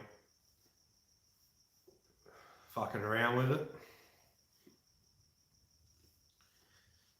I'm going to do another stream next Sunday, which will be my last one for a couple of weeks, so we'll carry on then. Hopefully this has been tuned and I'm not having to fix it, but we can talk about how low the power it made.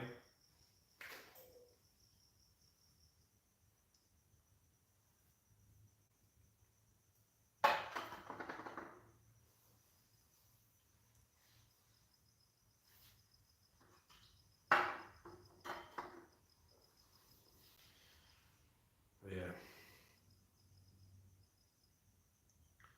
Well, for anyone who is on and is commenting, I've asked before, how much do you think this will make?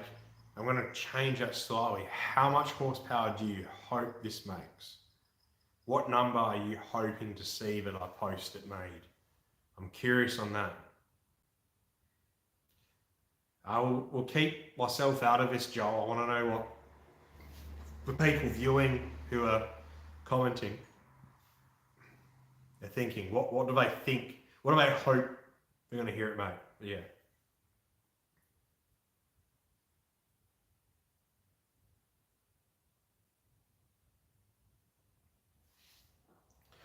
Yeah, Josh, I did see that, but that's because it's a 25 spine diff.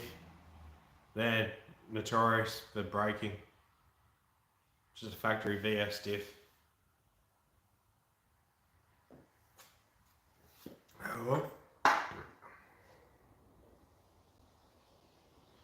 Oh, Joel. Jesus. You got high hopes of those Kinetic head gaskets.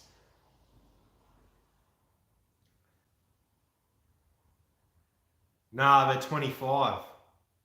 VS are 25. 28 is the VL V8 diff, I believe. But VS is 100% 25 spline.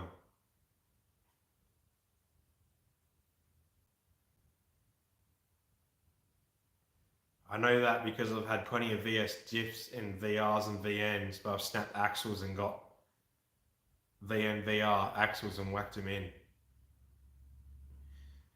1,000 for my sake, 950 though. Fuck, if I got 950, I would be more than content. Nah, VL had 28 as well.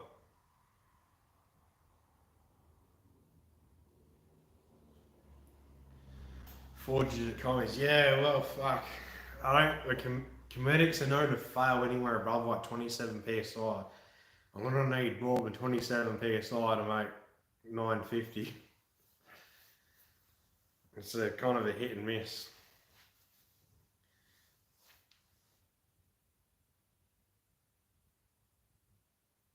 I do have a bit of an edge, and I do have the cam and heads to help it as well, which some people aren't able to wrap their head around that,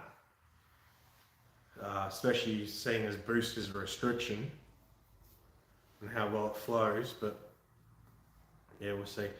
I don't think my turbo has 1,000 in it.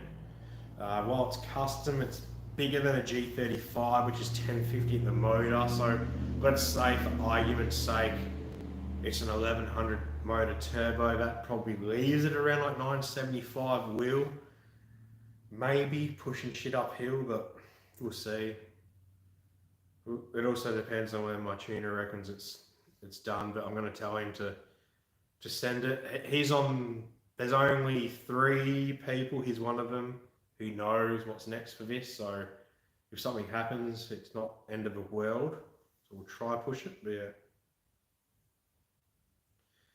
Yeah, Jay, Dane doesn't just run Cometics. He's got something going on as well as the bigger head studs to help it a little bit. And his clamp pressure is a lot higher than what I run too. So there's a few things going on behind the scenes that not everyone knows about.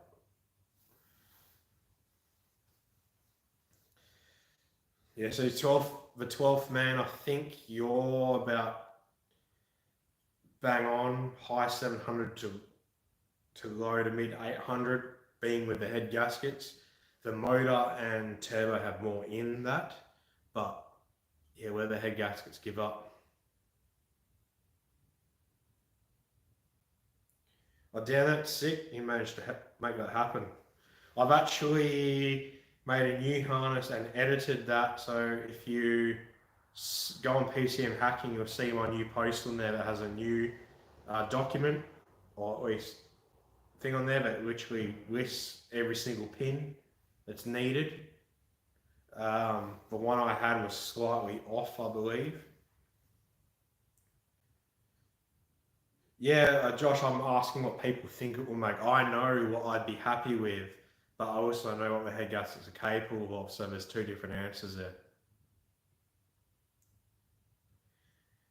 That's it, Joel. Yeah, the flow possibilities there, but the turbo maxes out at. But it's the main limiting factor I have is the head gaskets. That's the main limiting factor, not the turbo, not what the cam and heads will flow. I'm sitting here without a beer for too long. The stream's almost going to end, but we're kind of talking, so I'll stretch it out a minute or two.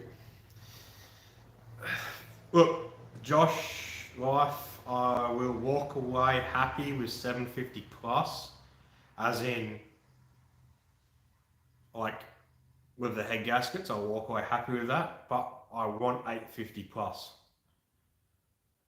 which I don't know if the head gaskets will do that. But once again, heads and cam might make a huge difference into that of how well they flow. The combustion chamber pressure might be ridiculously low compared to others, so we'll see. But yeah, if I crack something starting with a 9, I don't even know. I'd be way too happy. You guys will probably see a video of me like dancing or some shit.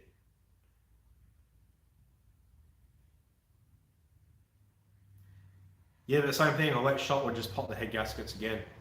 But, like, the setup has enough to make it. It's just the head gaskets. We're out beer for the boys. Oh, we gone by end of a string.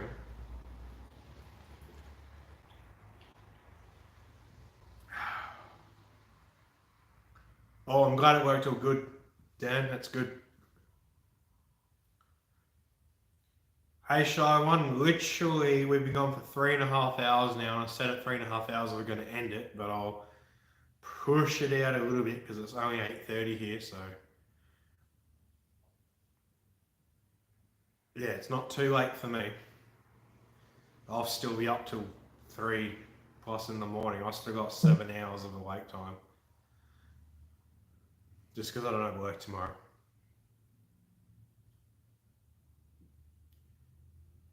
Oh yeah, what have you got now, Shy One? I keep seeing you post the different things. Haven't seen much about your Trackhawk though. Oh yeah, gonna have to end it soon. I'm gonna have to take a piss break. Surely we can't push to 4 hours. Everyone's gonna drop off soon, surely.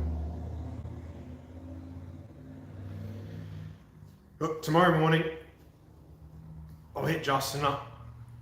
I'll beg him for some dyno time. We'll see what it makes. Hopefully it drives back onto the trailer. I don't have to use the winch. Hopefully we don't push a head gasket. It pushes coolant, that's fine, can turn it back. I just don't want to push the head gasket. I can't be fucked taking half the turbo kit off or all of it. Plus I've still got money for a gasket. But we'll try make as much as we can. Regardless, I know it's going to be a rocket, because even now it's a fucking rocket. But yeah. Yeah, well, John, but literally, reliability, the only thing concerning me is that head gasket. Literally, the machine shop had it for fucking 6-7 months. They were meant to fire ring it and rehone it. And in 6.5 months, they finally got around to rehoning it, didn't fire ring it. So at that point, I was like, fuck it. I've waited way too long for this. I just want my motor back together. And then I started to hear more and more horror stories about Cometics giving up. And I was like, oh, fuck, what have I done? But on the down low, there's something coming next for this, which will make up for it. So, well, I still don't like the big number on this, but this isn't the end of EcoJet. That's all I'll say. I'll make something happen.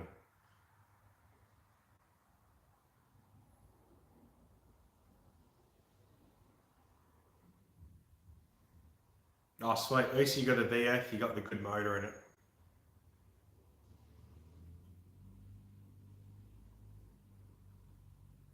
Yeah, man. What is it, like 10 bolts and right on the top, accessible?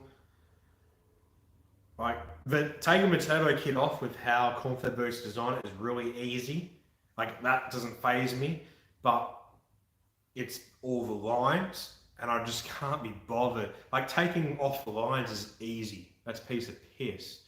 But putting them back on is what sucks, because lines are like very particular about how they have to be like dead on straight. And half the time I just can't be fucked at dealing with that. Because half the time you never get a first time. It's like 3 or 4 times. But plus also, it's running and driving now. Last thing I want to do is take it half apart to change head gaskets, to have it turned down. But yeah. So Josh, the firing is in the block around each cylinder bore. There's a small ring that gets. This is a wrong word here, but I can't think of it. That had been grounded out. So there's a ring, and then you use a copper ring that sits in that, and you use a copper head gasket. Let me put the beer down, and then say you got the ring, the copper head gasket. So that's in the block. The copper head gasket sits on top of the ring, and the copper ring pushes into that copper gasket because obviously copper's not the strongest, it's malleable, which means it's like bendable, shapeable, whatever word you want to use, and that seals it better, so you don't actually leak combustion pressure, aka in this sense boost. So you have to use, well, I'm just going to say it, you have to use a copper gasket for it to work properly. So yeah, firing is that. You can get it done in the head or a block. It's more commonly done in the block. Ring machined out, a set size copper ring or stainless steel ring. You can use both, I guess. Gets inserted in that. A custom copper head gasket goes on top. The head gets clamped down. That copper ring sits higher than the deck by 5 thou, 10 thou, whatever the size is. I don't remember. It's been too long since I looked. Pushes down, that ring pushes into the copper gasket, creating a better sealing surface, less area for the exhaust gas to push, or combustion pressure to push out past it. It seals a lot more higher combustion pressure, aka boost.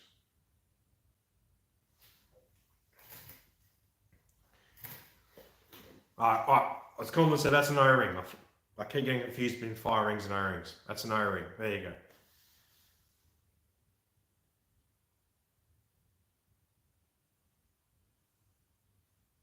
11 volts, 2 vac lines, Joel. There you go. Piece of piss.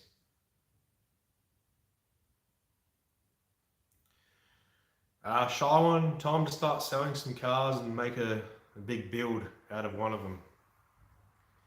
Get rid of 3 Commodores, a Nissan, and build Falcon. Best bang for buck.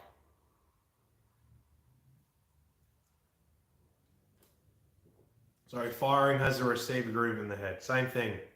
Block gets bought out, head gets bought out, copper gasket ring pushes through the gasket into the head, seals. That's the one.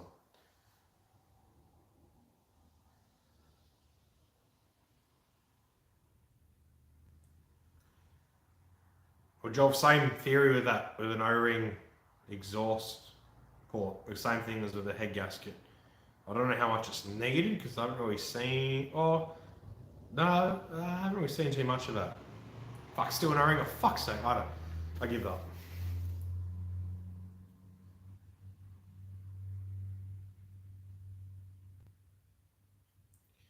How would you get a plasma and intake for $500? It's way too high. Sorry, way too high price of an item for way too low of a cost.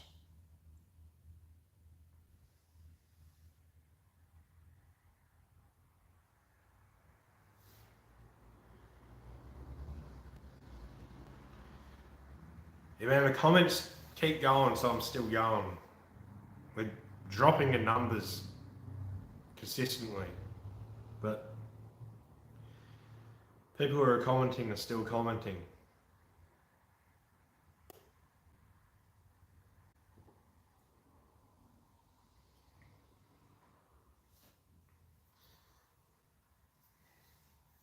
Everyone misses me, Joe. Everyone loves a fuckwit that just pisses everyone off. I don't know if you guys can notice too, but anyone who does religiously watch my videos engine bay is a little more lit up, and this area is more lit up. I finally, and by finally I mean fucking finally, put the downlights in the hoist area, and it has made a world of difference. It's actually bright. I got 2 more to put behind the car, but I couldn't be bothered taking the car off the hoist. So I did, what did I do? 1, 2, 3, 4, 5, 6, 7, 8, 9, 10. So I put 10 lights around it, and it's finally bright. Josh, I don't really get pissed. I could blow numbers now, and I could guarantee you I'm under half legal to drive. And Joel, this beer is basically empty. I can take another swig of it, and it'll be like 1 sip left if you want. But the sooner I finish the beer, the sooner we finish. So it's up to you. Sweet. Well, if you notice the lighting's better, then it's better. At least you can see down where that fan is. Usually it's like a real dark spot, and now it's bright. But what's really annoying is the lighting on my phone, what I can see there is like perfect. But then what I see on the laptop and the second computer, like I just play music on out here, it's very bright. So it kind of sucks. Josh, I'm out of beers. This is my last. I drank them all through the week. Fucked up. Well, Joel, like I said, it's my last. I literally don't have anything but just Coke Zero in the fridge, so I could just scull it, then I'll be depressed. I still haven't had dinner yet, so I might have having water or Coke for dinner.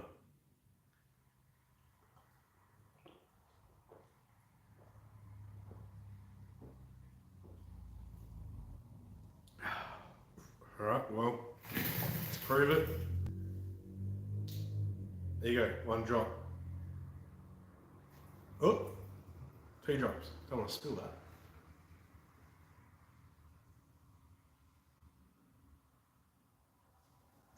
Okay.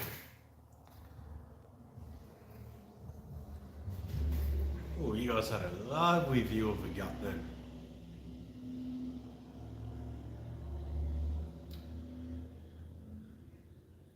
Hey, Jay Wolf. Yeah, going good, mate. Yeah, ridiculously late on the stream. I was meant to end it ages ago. Yeah. Nah, Joel, you're a great influence. But I'm out of beer now, so fuck you. Although I think a bottle is open down the road, so when the stream ends, you guys know where I'm going. Yeah, spit some out, suck it back up. Room for the VP. Oh, you mean the LS1? Yeah. Yeah, Josh, the red hose here, that's stainless. I ordered, because I've got the thermostat housing neck outlet is custom. I got that made. I ordered 2 hoses to suit, one to suit the outlet housing, one to suit the radiator. And then my Thad guy, Niche Welding, asked him to make this pipe up, which he did. Oh, excuse me. Then at the same time, the lower rad hose had the usual rubber one. And he said, well, since I'm making this, and I supplied him enough bends and straight pipe to suit that, he's like, I can make that up in stainless too. So my lower rad hose as well is actually in stainless as well. Obviously with 2 silicon joiners either end. But yeah. Yeah, Joel, honestly, I forgot it's Sunday. I think it was like 2 or 3 p.m. Might have been 2. My missus actually reminded me that today's Sunday I got a stream. She's like, shit, you got your stream late. And I was like, oh, that's like if you guys came from this from the YouTube post, when I made that post is literally when she reminded me that tonight's the stream. I completely forgot about it. I had a bush haircut I was stripping out and working on getting ready. So yeah, I wasn't prepared at all. I thought I had more jacks. I had enough for, I guess, 3/4 of a stein. It was a little cokey rather than alcohol, but I had 4 what are they? 4X bitters from Tin Shed still, and I had one export left, and I'm out.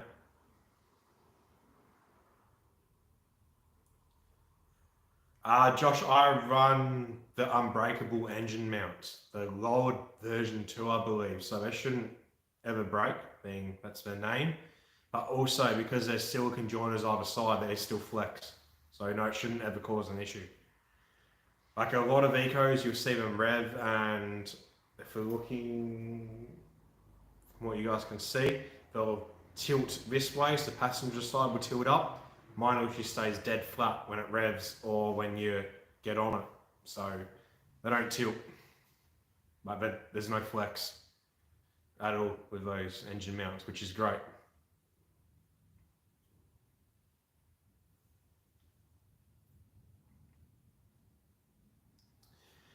But I'm ready to piss again because I broke the seal.